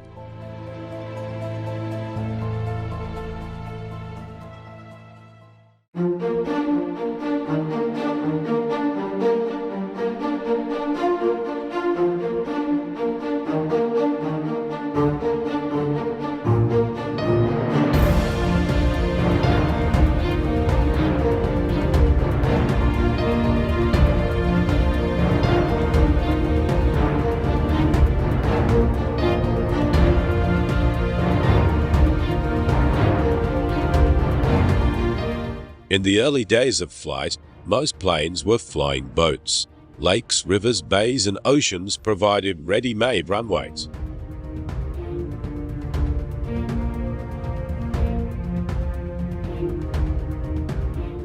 But by the time World War II started, these runways were not always located where runways were needed. So a shift to make runways and planes with landing gear became the usual configuration for aircraft. However, there was one seaplane that continued throughout the war and excelled in areas that other aircraft simply could not operate. Even though the plane was dated before the war started, it overcame its age to go on to be one of the most famous World War II planes in history. Consolidated Aircraft Company's PBY Catalina.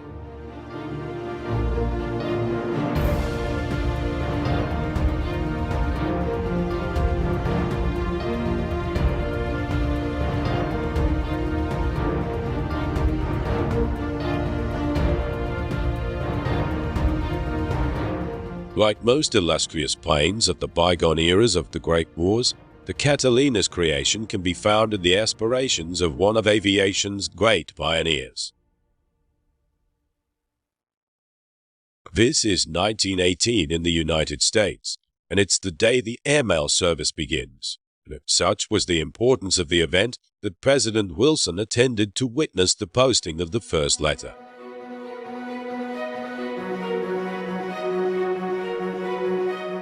The pilot of the aircraft was Major Reuben Fleet. Fleet went on to form the company that produced the Catalina and many other outstanding aircraft.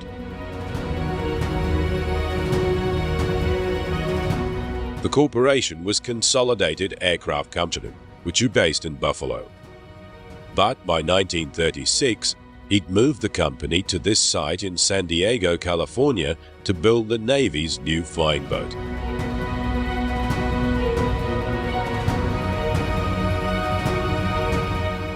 During the Depression, contracts were scarce and competition was tough, and this move was a huge risk for the fledgling company.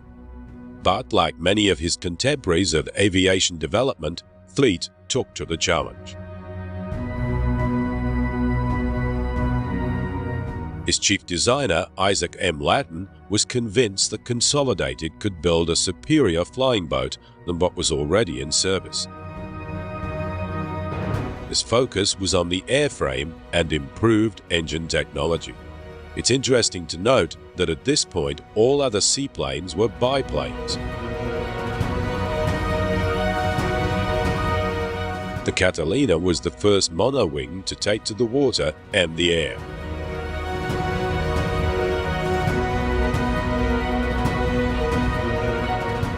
The original model was flown in 1933. Although there was a number of versions produced, it's the Model 5 that's most recognized as it was produced in larger numbers and was the most used during the Second World War. Boeing, Vickers, and the Naval Air Factory also built them under license. The United States Navy employed over 3,000 of the Catalina. Other Commonwealth nations, including Britain and the Dutch, also utilized the outstanding services that the Catalina would provide. The distinguishing feature of the Model 5 and its predecessors is the bubble-type blister on the fuselage. This was used as a gun turret and offered superb visibility to spotting and tracking the enemy. The blister was also very useful in another role, that of sea rescues. The visibility from the blister was greatly appreciated by Catalina crews that were engaged in rescuing downed pilots and shipwreck victims during the war. One of the early examples of seaplanes being used as mercy craft or rescue planes is probably found in the Coast Guard's history. During the late 1920s and early 1930s, the Coast Guard regularly used the flying boat to assist in marine rescues and evacuations, as well as for weather observation. It was a natural transition for the Catalina's wartime duties. Seaplanes excelled in numerous roles during the war years, but one of their most outstanding successes was that of submarine spotting and bombing. In the early years of the war, the highly efficient U-boat captains dispatched a considerable amount of Allied shipping to the sea floor. At the time, there was little the Allies could do. However, it was realized that if the flying boats could be given a suitable range, they would be the perfect spotting platforms. The Germans had gained control over the crucial shipping lanes across the Atlantic in a bid to strangle Britain of the desperately needed wartime supplies.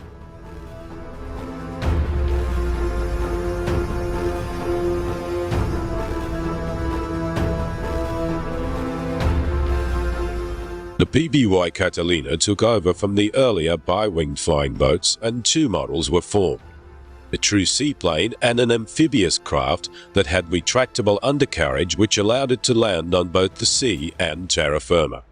It was designated as the 5A model. There were obvious advantages with the 5A model, however they were slower, heavier, and subsequently had a reduced range.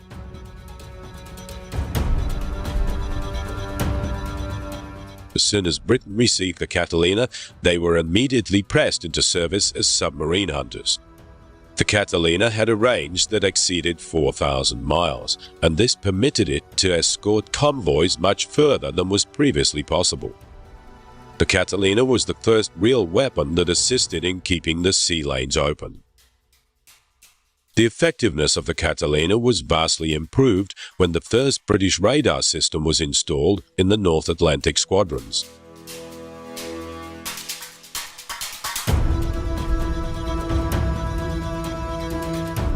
Once detected, the Catalinas would assault the submarines with bombs or depth charges.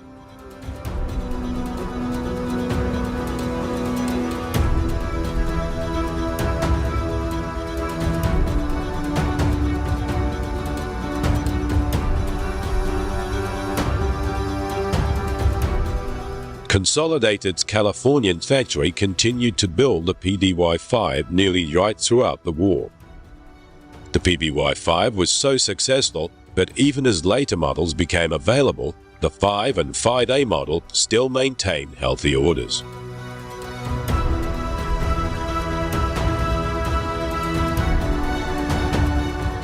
The PBY's construction was a mixture of boat building and aircraft manufacture. The wing, which was perhaps the most important part regarding the PBY's success, was built from steel and hand-stitched canvas.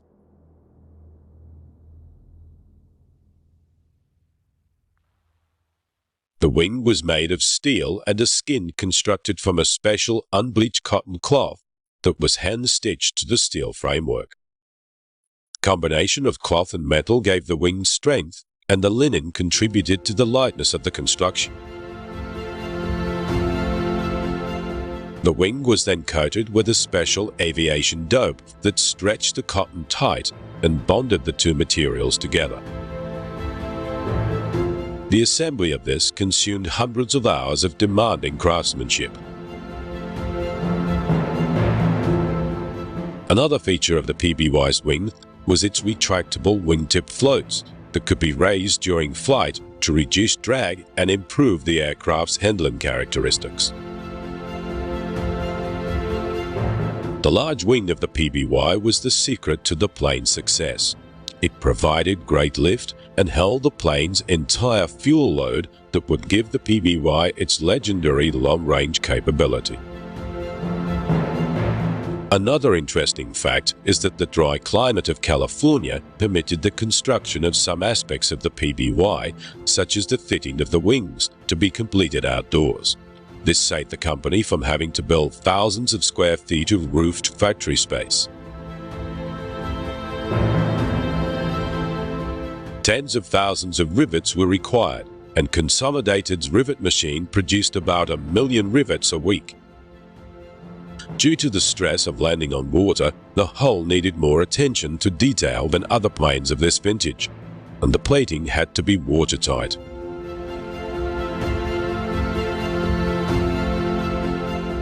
The rivets needed special attention to ensure the tightest fit. They were frozen until required. When pressed in cold, they would warm and expand, and that ensured a tighter than standard fit.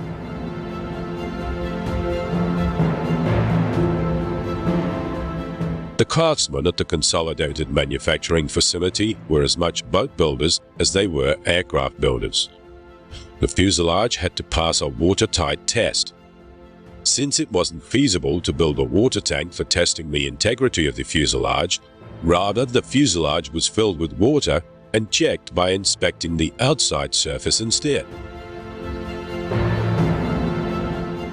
The center spar was a unique design for its time, as it housed the flight engineer.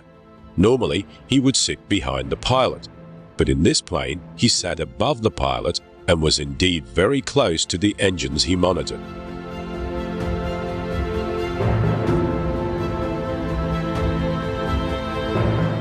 The PDY-5 was ordered in December 1939 and had an improved power plant of 2 Pratt & Whitney double wasp engines rated at 1200 horsepower, compared to the PBY-4's 1050 horsepower.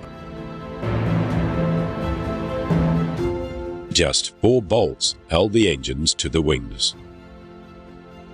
Nearing the final stage of construction, the aircraft was painted.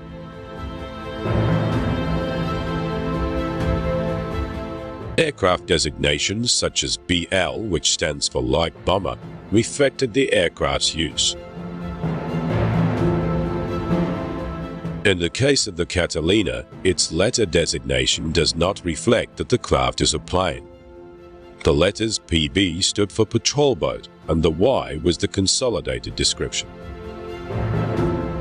The PBY's greatest asset was its range and the ability to fly comfortably on just one engine, which further decreased its fuel consumption. In addition to this, it was rugged and had a great ability to survive hard water landings, which was greatly appreciated by the crews that flew her and the downed pilots that were saved by this aircraft. The PBY was in essence an early 1930s design, and although it was used in many theaters of the war, it was showing its age when it was compared to newly designed aircraft. However, it was so good at the roles it was given that even its outdated performance still couldn't hold back the Catalina from going on to become a legend.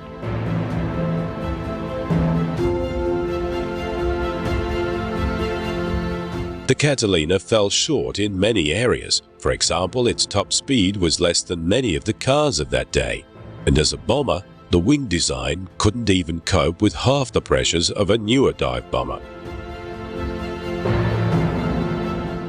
Interestingly, the legend of the PBY Catalina can be found in another great aircraft. The B-24 Liberator sits in the shadow of the most famous bomber, the B-17 Flying Fortress. However, in the beginning of the war, it was the most influential bomber and was manufactured in great numbers.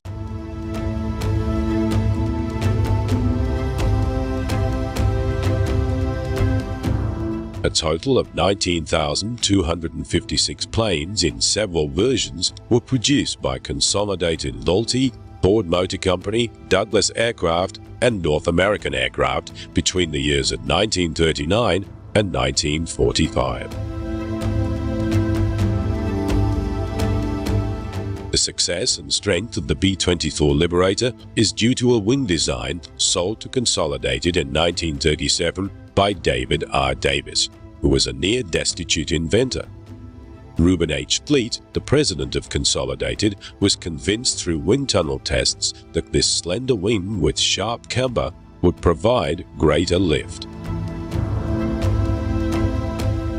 Not only was the B-24 Liberator produced in greater quantities than any other American bomber, it also flew in more theaters of war by the air forces of more countries than any other four-engine bomber. A fully armed and combat-ready B-24 carried a crew of 10 men. Its gross weight when loaded was greater than 60,000 pounds. In its most common form, it had 4 movable turrets, each with 2 50-caliber machine guns and 2 individual 50s in the waist, making a total of 10. It was powered by 4 1,200 horsepower engines and carried 2,750 gallons of fuel. Many B-24 missions were round trips of 1,500 miles, and some extended ranges were closer to 2,000 miles. The planes were not pressurized or heated. Crewmen wore oxygen masks on high-altitude missions and were exposed to temperatures that reached -30 degrees Fahrenheit and below. A PBY-5 Catalina was not Consolidated's only seaplane in production during the war. In 1936, the company started production on the much heavier patrol bomber, the PB-2Y. This was a larger plane with 4 engines and a double-decker fuselage. Unlike the Catalina, this plane was only produced as a flying boat. No amphibious version was available.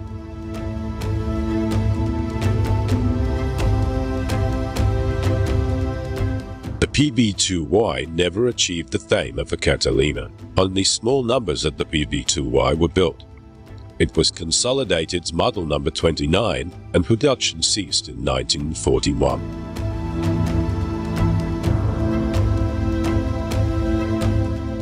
This plane never reached the acclaim of the Catalina. Perhaps the Catalina was just the right plane for the right job, even though in most aspects the plane was outdated. This is evident in the laborious task of preparing the Catalina for a mission. More modern craft had better and quicker methods of flight preparation. The Catalina was a hands-on job.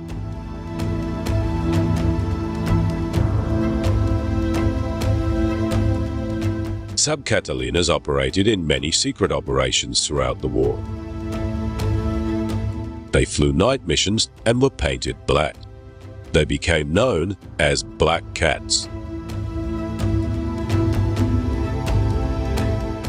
Their roles included mine laying, bombing enemy shipping, and sea rescues.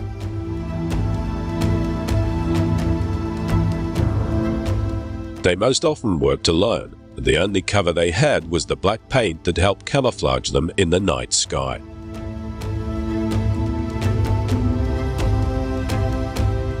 The Black Cat crews left at dusk, and their flights extended well into the night. At that time, there wasn't any such thing as global positioning, and night flying gave them little opportunity to navigate by visual means. Their main means of navigation was the stars. The crews mostly flew blind. A crew may be grateful for a moonless night for safety reasons, yet the same night resulted in a much reduced chance to find and destroy an enemy.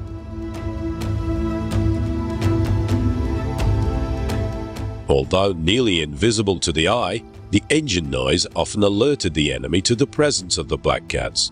If they were lucky, the Cats would be able to strike first and withdraw in success before the enemy could get into full swing. The Japanese became aware of the Black Cat's tactics and put together the Japanese night fighters to counterattack. The old Catalina was very susceptible as its age was a very real barrier to any performance flying. However, with black paint and the ability to land on water, the Cats often dived and skinned the ocean in a cat-and-mouse game of detection. The antics of the Black Cats has only recently come to light as the veil of secrecy is lifting. They stealthily hunted down freighters, submarines, tankers, and even destroyers.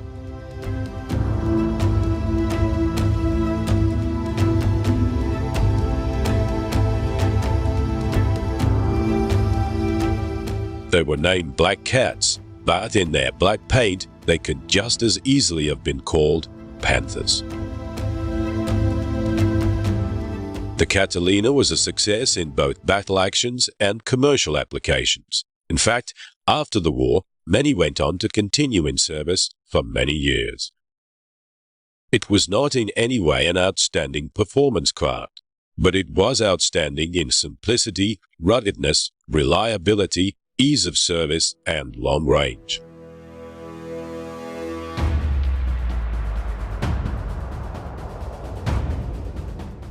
ABY was just a perfect plane for the roles it was given.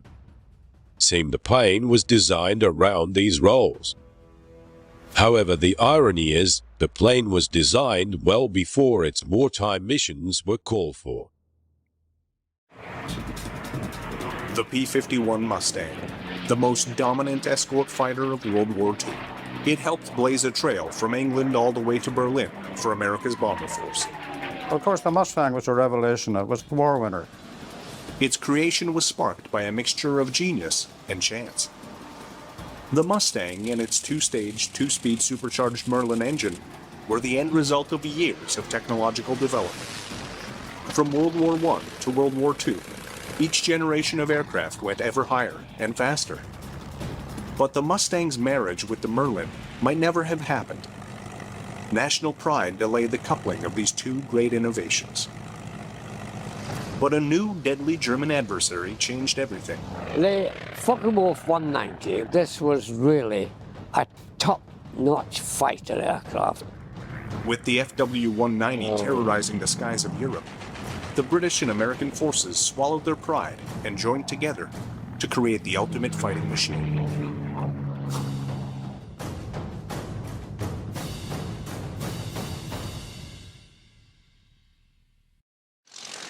December 17, 1903. The Wright brothers' aircraft, the Wright 1, successfully takes off, initiating the dawn of aviation. Man had already taken to the skies with gliders and balloons, but this was the first time that an engine had propelled him into the air.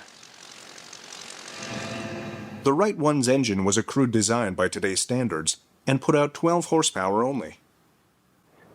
It was an inline engine, meaning that its cylinders, 4 in total, were mounted in a straight line, a layout that would inspire some of the most advanced piston-engined aircraft ever created. Though a simple design, the Wright engine was innovative. It was the first engine to make use of a lightweight cast aluminum crankcase. Every pound counted. With a heavier engine, the Wrights may not have made history that winter's day in North Carolina. Aircraft weight and power would continue to be important to the evolution of flight. World War I was approaching, and the newly formed air forces of the world needed reliable engines with enough power to sustain flight during operations. From France would come a new type of power plant to take the fight into the air, the rotary engine. Rotary engines operated differently than the inline ones used by the Wright brothers. The cylinders were arranged in a radial pattern rather than a line. When the engine was fired up, the crankshaft remained stationary, while the crankcase and cylinders rotated around it. A rotary engine had one giant advantage over the inlines of the era.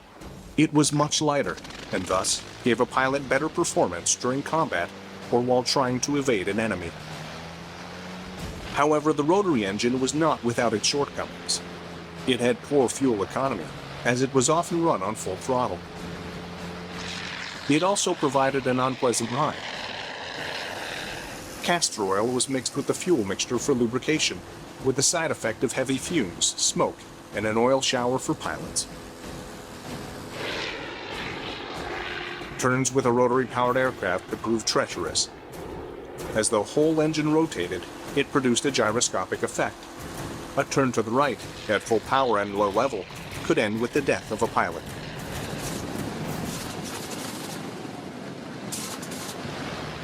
Rotary-powered aircraft remained part of Air Force inventories till war's end, but they were gradually supplanted by the inline engine. Inlines based on the same principles as the one found in the original Wright plane kept improving in terms of power and performance.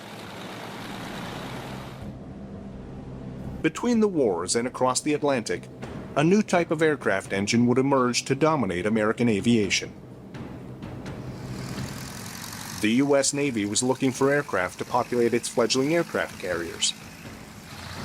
Space on board was extremely limited, but aircraft with inline engines often had lengthy noses. Their engines, built with rows of cylinders, took up too much space on cramped carriers. Rotary engines, though more compact, had too many other weaknesses to be serious contenders for the role. There was, however, a third type of engine. Before the war, there had been limited experimentation with radial engines. At first glance, these appeared to be just like rotary engines. It's only when they are fired up that the difference becomes clear. In a rotary engine, the crankcase and cylinders rotate around the crankshaft. But with a radial engine, the crankshaft rotates while the engine block is static. Radials often weren't as powerful as inline engines, but they were less complicated. They were cooled by air rushing over the engine rather than through a liquid cooling system. This made radials less vulnerable to battle damage, which might rupture the coolant lines. Navy pilots who might have to travel long distances over the ocean to get to a target needed an engine that would be sure to get them home under any circumstance. Most importantly for the Navy, radials were smaller than inline engines, so a greater number of aircraft equipped with them could be stored on board their carriers. The Wright Aeronautical Corporation, a successor to the original Wright Brothers Company, used their aviation expertise to create the first reliable radial engine for the Navy, the J-5 Whirlwind. The J-5 was put on display for the entire world to see when Charles Lindbergh crossed the Atlantic in his Spirit of St. Louis in 1927. His flight solidified the reputation of the J-5 radial as a dependable power plant.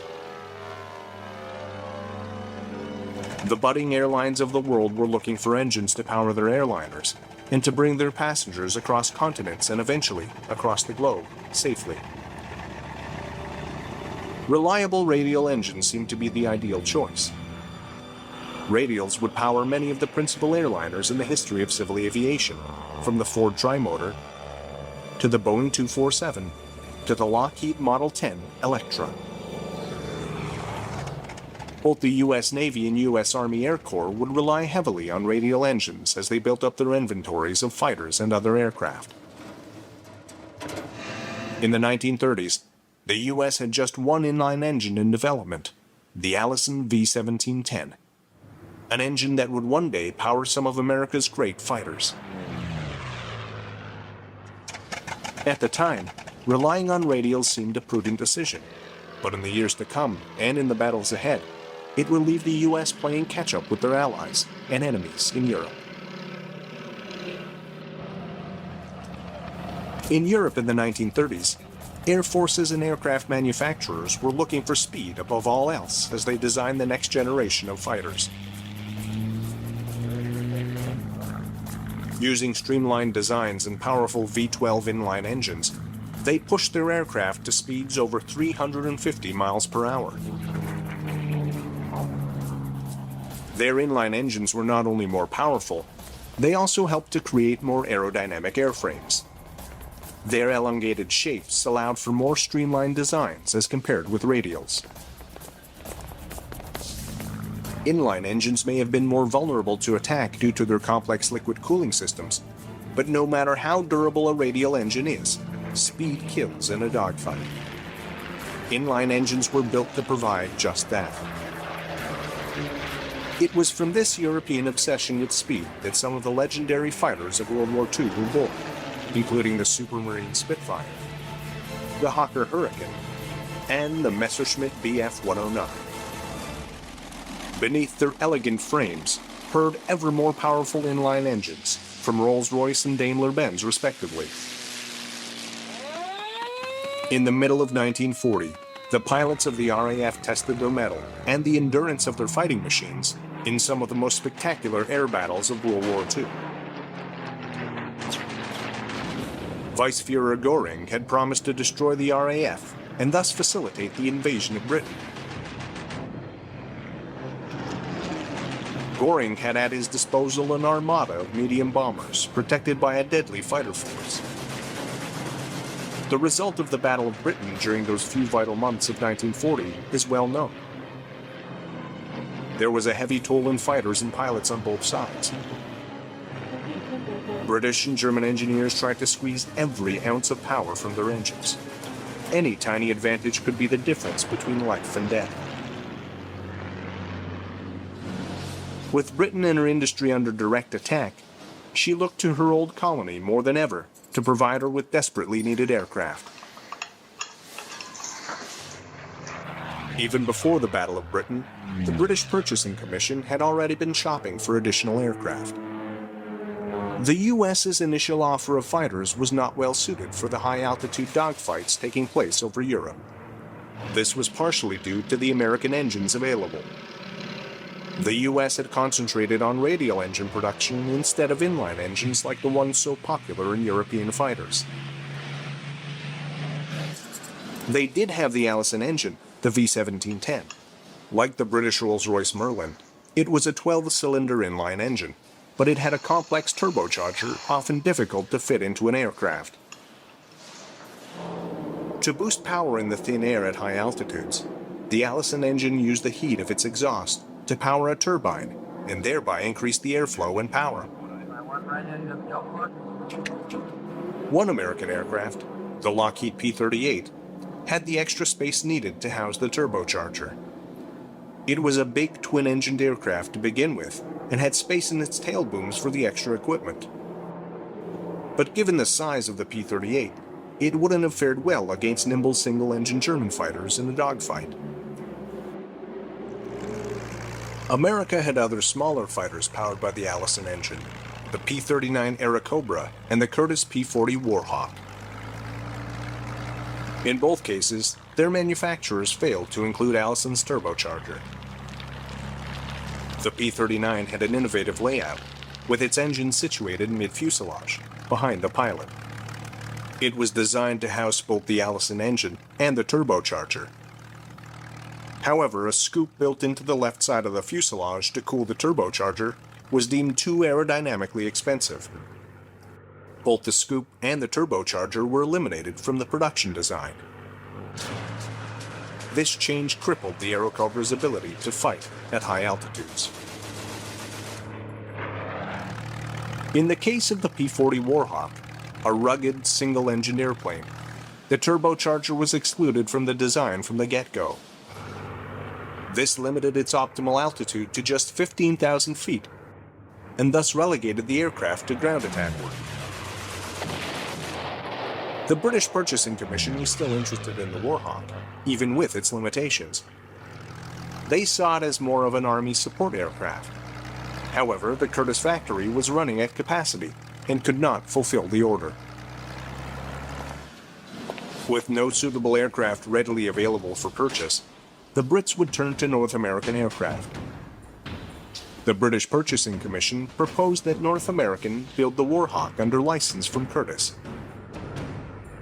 But NAA President Dutch Kindleberger had a bolder plan. He guaranteed that he could create an even better airplane, using the same Allison engine, in less time than it would take for him to retool for Warhawk production. The Brits said yes, and the end result was an airplane that may well have changed the outcome of the Second World War in Europe. Back in Europe, Germany was looking for an aircraft to augment the Bf-109. In the Battle of Britain, the Bf-109 and Spitfire were closely matched. But the Bf-109 lacked the range to be highly effective in its escort role over Britain in the summer of 1940. The Luftwaffe had a twin-engined escort, the Bf-110. It had the range to be an excellent escort, but it lacked the maneuverability to defend itself or its charge in a dogfight. It also used two Daimler-Benz 605 engines, making it an expensive sitting duck for British interceptors. Looking for a quick solution to their escort dilemma, the Luftwaffe even considered having the 110s tow 109s into battle to conserve fuel. But in the long run, using two aircraft to perform the role of a single fighter was an even more wasteful solution. What the Luftwaffe needed was a dedicated single-engine aircraft to fill in for the Bf-109 on longer-range missions, and ideally something to give them a decided advantage over the British fighters of the time. However, the Luftwaffe wanted to have its cake and eat it too. They wanted a new fighter, but they didn't want to sacrifice any of the precious 605 engines meant for the Bf-109. To the consternation of the Luftwaffe, Most of the new submissions for fighter designs from German industry were to be built around this very same engine. To solve Germany's escort woes, one man, Kurt Tank, Focke-Wulf's legendary designer and test pilot, did what was almost unthinkable at the time. Since the start of the war, British and German designers had relied upon powerful 12-cylinder inline engines to power their fighters. Tank dared to build Germany's next fighter around a bomber's radial engine. The air-cooled BMW 801 radial engine had plenty of power and had proven reliable in the Ju-88 and Do-217. But radials in a fighter were a rare sight in Europe. It was difficult to build as aerodynamic a fuselage to house them in as when constructing one for a slender inline engine. Though an unconventional design track, Tank saw two reasons for encouragement. Firstly, the National Advisory Committee for Aeronautics in the U.S. had already done research on improving airflow around radial engines. Over time, they had developed the NACA cowl, which at least helped to reduce drag. This was a simple ring which fitted snugly around the cylinders of a radial engine. It not only made the engine more aerodynamic, it also improved cooling. Secondly, Tank observed that the US and Japanese navies were employing several modern carrier aircraft, all with radial engines. Aircraft like the F-4F Hellcat and the Japanese A-6M Zero. The lightweight Zero had been almost unstoppable in the early part of the Pacific War. Tank had continued to explore ways of improving his new radial-engined aircraft and reducing the drag effect, although some say his greatest task was selling the radial idea to the ministry. If that was the case, the bureaucrats must have been quickly won over by Kurt Tank's first prototypes. Given the designation the Focke-Wulf 190, and unofficially known as the Butcher Bird, the Luftwaffe's latest fighter was rushed into production. Fortunately for the Allies, the FW-190 arrived after the close of the Battle of Britain. In the summer of 1941, 5 Mark V Spitfires flying over the south coast spotted several radial engine fighters in German markings. At first glance, they were mistaken for US-built Republic Lancers. It was a deadly case of mistaken identity.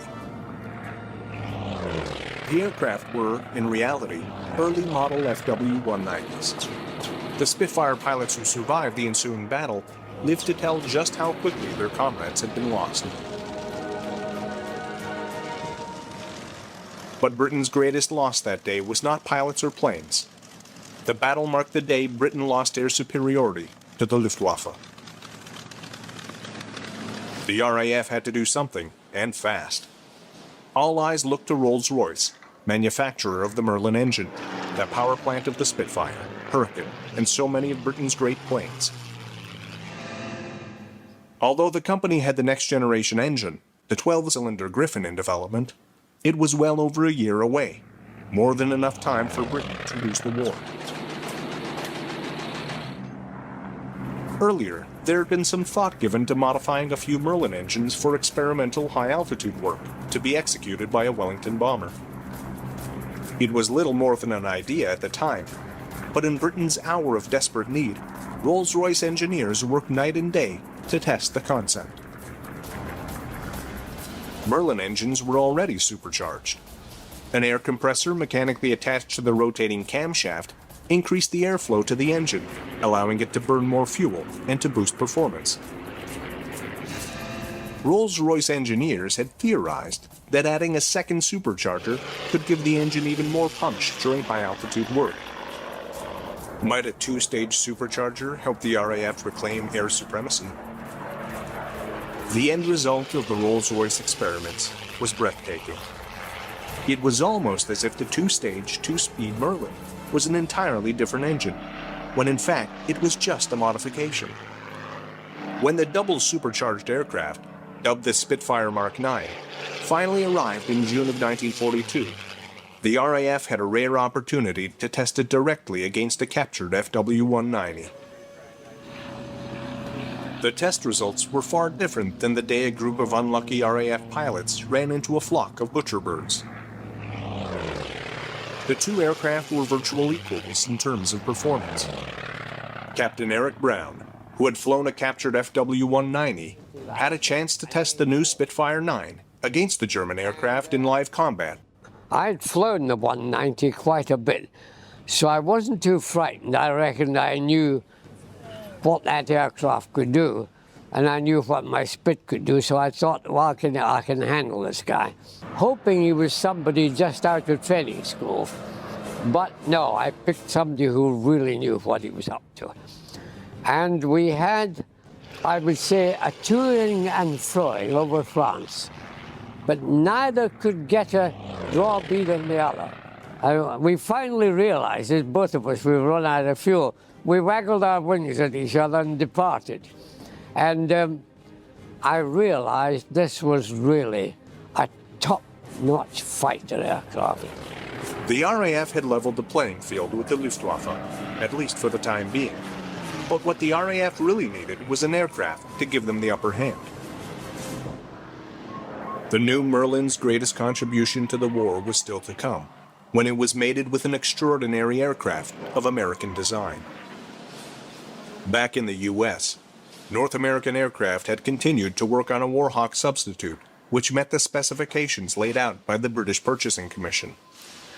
They had specified that the airplane be powered by an Allison engine, that it cost less than $40,000, and that it be armed with 4 .303-inch machine guns.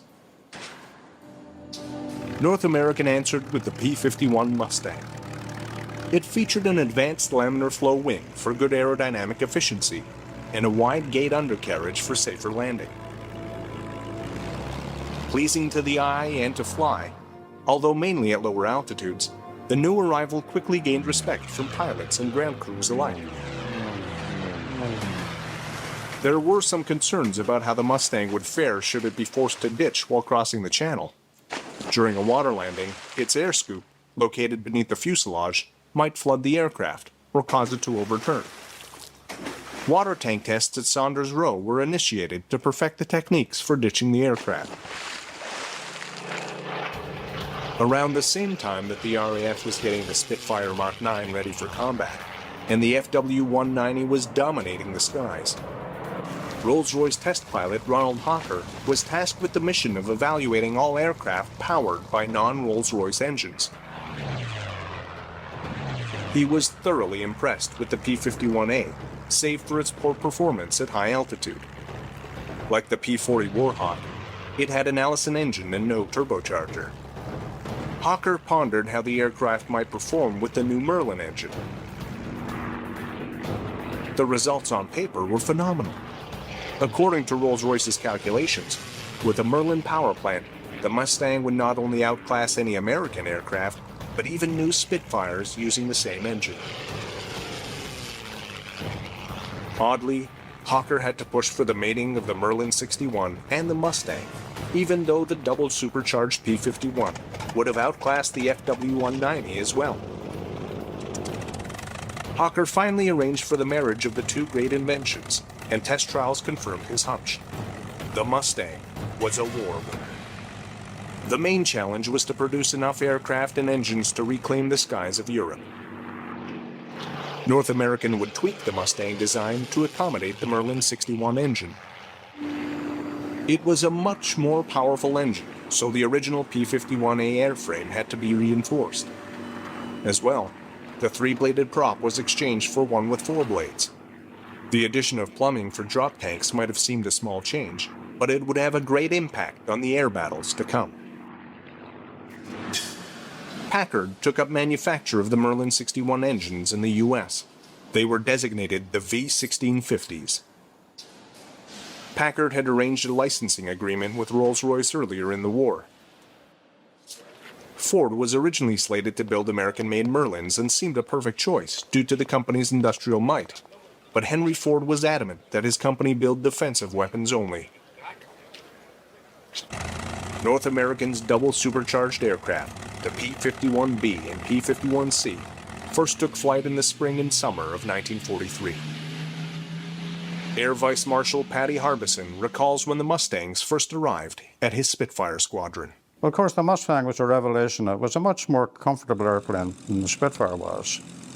And I have heard people talk about the relative merits of both. They were both war winners. The Spitfire was built as an interceptor. It could outturn a Mustang and it could outclimb it, but it didn't have the legs the Mustang had. And of course, if you can't get to where the fight is, you're not too effective. As P-51 started to arrive in Europe, the war was changing, and the Mustang was the perfect aircraft for the time. The U.S. was taking the war to Germany. They were bombing the German war industry out of business. The only problem was their bombers were being shredded by speedy German interceptors. The U.S. had hinged their hopes on the ability of their bombers to defend themselves by maintaining a tight box formation. When this strategy failed, they were in dire need of an escort fighter.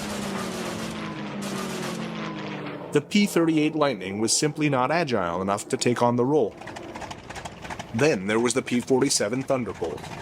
It was an awesome radial engine fighter, more than capable of taking care of itself in battle. But it had two major flaws. It was expensive, and it lacked the range to take the bombers all the way to Berlin and back. The P-51 Bs and Cs arrived just in time. They had been designed to carry drop tanks, and with the addition of a fuel tank behind the pilots, they had more than enough fuel to escort American bombers to Hitler's lair. The Mustang proved more than a match for Germany's FW-190 and Me-109. Slowly, American bombers closed in around Berlin. Suddenly, the Germans found themselves playing catch-up. Kurt Tank's FW-190 with a radial engine found it difficult at higher altitudes where the bombers roamed. Tank swapped its radial engine for an inline. The long-nosed aircraft was nicknamed the Dora. The Focke-Wulf Dora, the later Dora, was a magnificent fighter with an engine change, not really any structural changes other than those to accommodate the engine. But what it meant was, here was an airplane that could keep up with the hunt as the years of the war progressed. So from 1942 right up to the end of the war, the Focke-Wulf 190 was in the top grade of fighter or fighter bomber.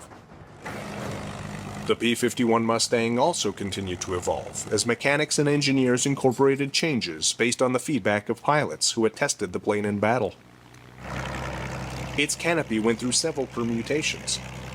The British swapped the original one for a sliding Malcolm hood, similar to a Spitfire's for improved visibility. The P-51D, the definitive version of the Mustang, had a bubble canopy, which offered 360 degrees of clear view. North American also upgraded the D's firepower. It had 650 caliber machine guns compared to 4 in earlier models, and it had solved the problem of gun jamming during hard turns. The fuel tank situated behind the pilot may have increased range, but it created other issues. The plane had poor directional stability when the tank was full. To counter this problem, engineers added a small dorsal fin in the D model. These and other improvements would help the Mustang blaze a path to Berlin for America's bombers. Reichsmarschall Hermann Göring, commander of the Luftwaffe, was quoted as saying, "When I saw Mustangs over Berlin, I knew the jig was up." When the European war had come to a close, the battle still raged in the Pacific. The Mustang was the best escort available, but even with its incredible range, it could not accompany an aircraft like the B-29 Superfortress on extended bombing missions over Japan. The expanses of ocean were too large. The engineers at North American struggled with the problem of stretching the Mustang's range.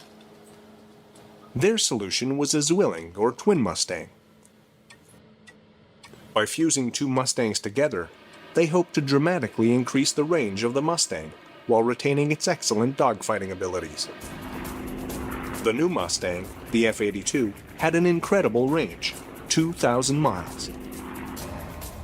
Though the prototypes were powered by Packard-built Merlin engines, The U.S. Army Air Corps was adamant that the production version be totally American-made.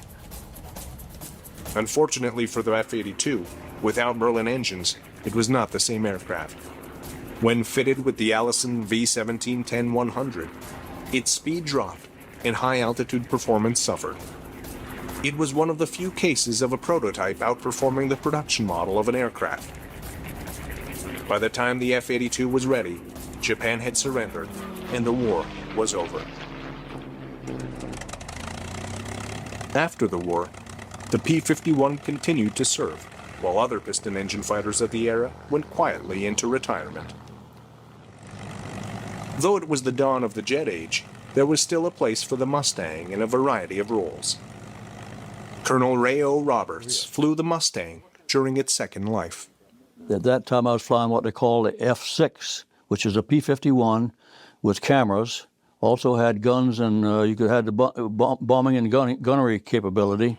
And we participated in a post hostilities mapping program. We mapped, revised all the Japanese maps, photographed, did aerial photography in Japan and Korea. When the Korean War arrived, Mustangs which had been mothballed for long-term storage were suddenly being shipped across the Pacific on carriers. Unable to compete with the next generation of jet fighters for the dogfighter role, Mustangs returned to where they started. In Korea, Mustangs made excellent ground attack aircraft. They didn't have the speed of jets, but they had the endurance to make it from Japan to Korea on bombing runs. In Korea, the F-82 also had an opportunity to taste combat for the first time. F-82s flew strike, escort, and night fighter missions. The marriage of the P-51 Mustang and the Merlin 61 engine produced incredible results. It provided the Allies with an effective escort to pound the last nails into Germany's coffin. Perhaps the most amazing thing about the P-51's stellar career is that it might never have happened. If the Merlin and Mustang had never been mated at the suggestion of Hawker at Rolls-Royce, the P-51 might have had a humdrum career as a reliable ground attack aircraft, rather than an elite dogfighter. It arrived at the right time and the right place in history, just when the Allies needed an escort fighter. The P-51 was the end result of years of aircraft and engine development. Though jet-powered aircraft would supplant it, the impact of the Mustang and Merlin in military history cannot be unwritten or denied.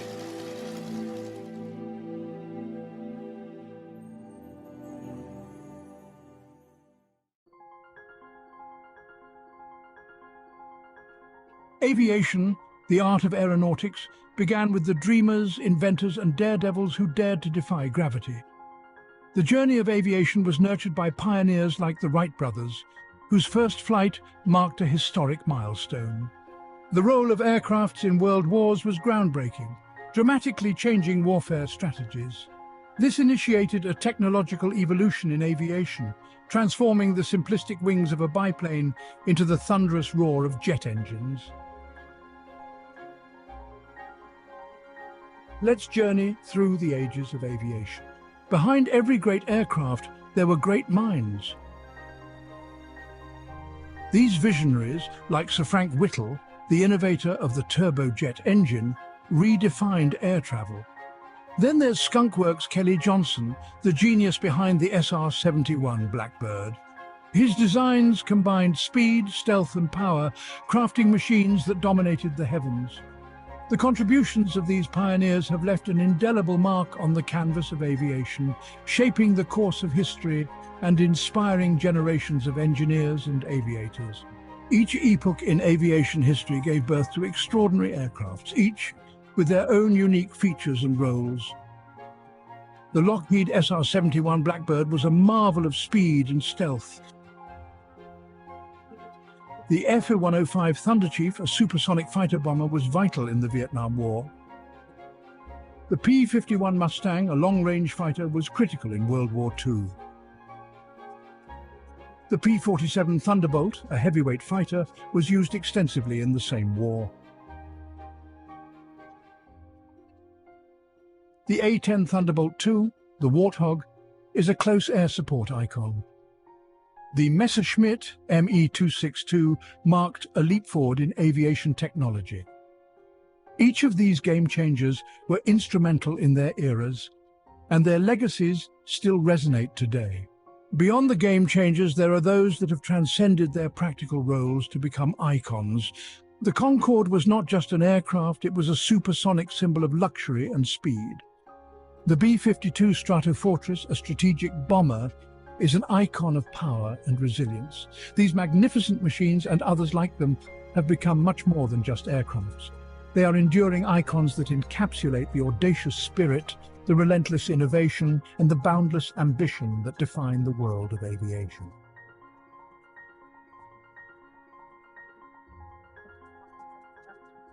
For more amazing aerial footage, and to join us in this incredible journey, check out the DroneScapes YouTube channel.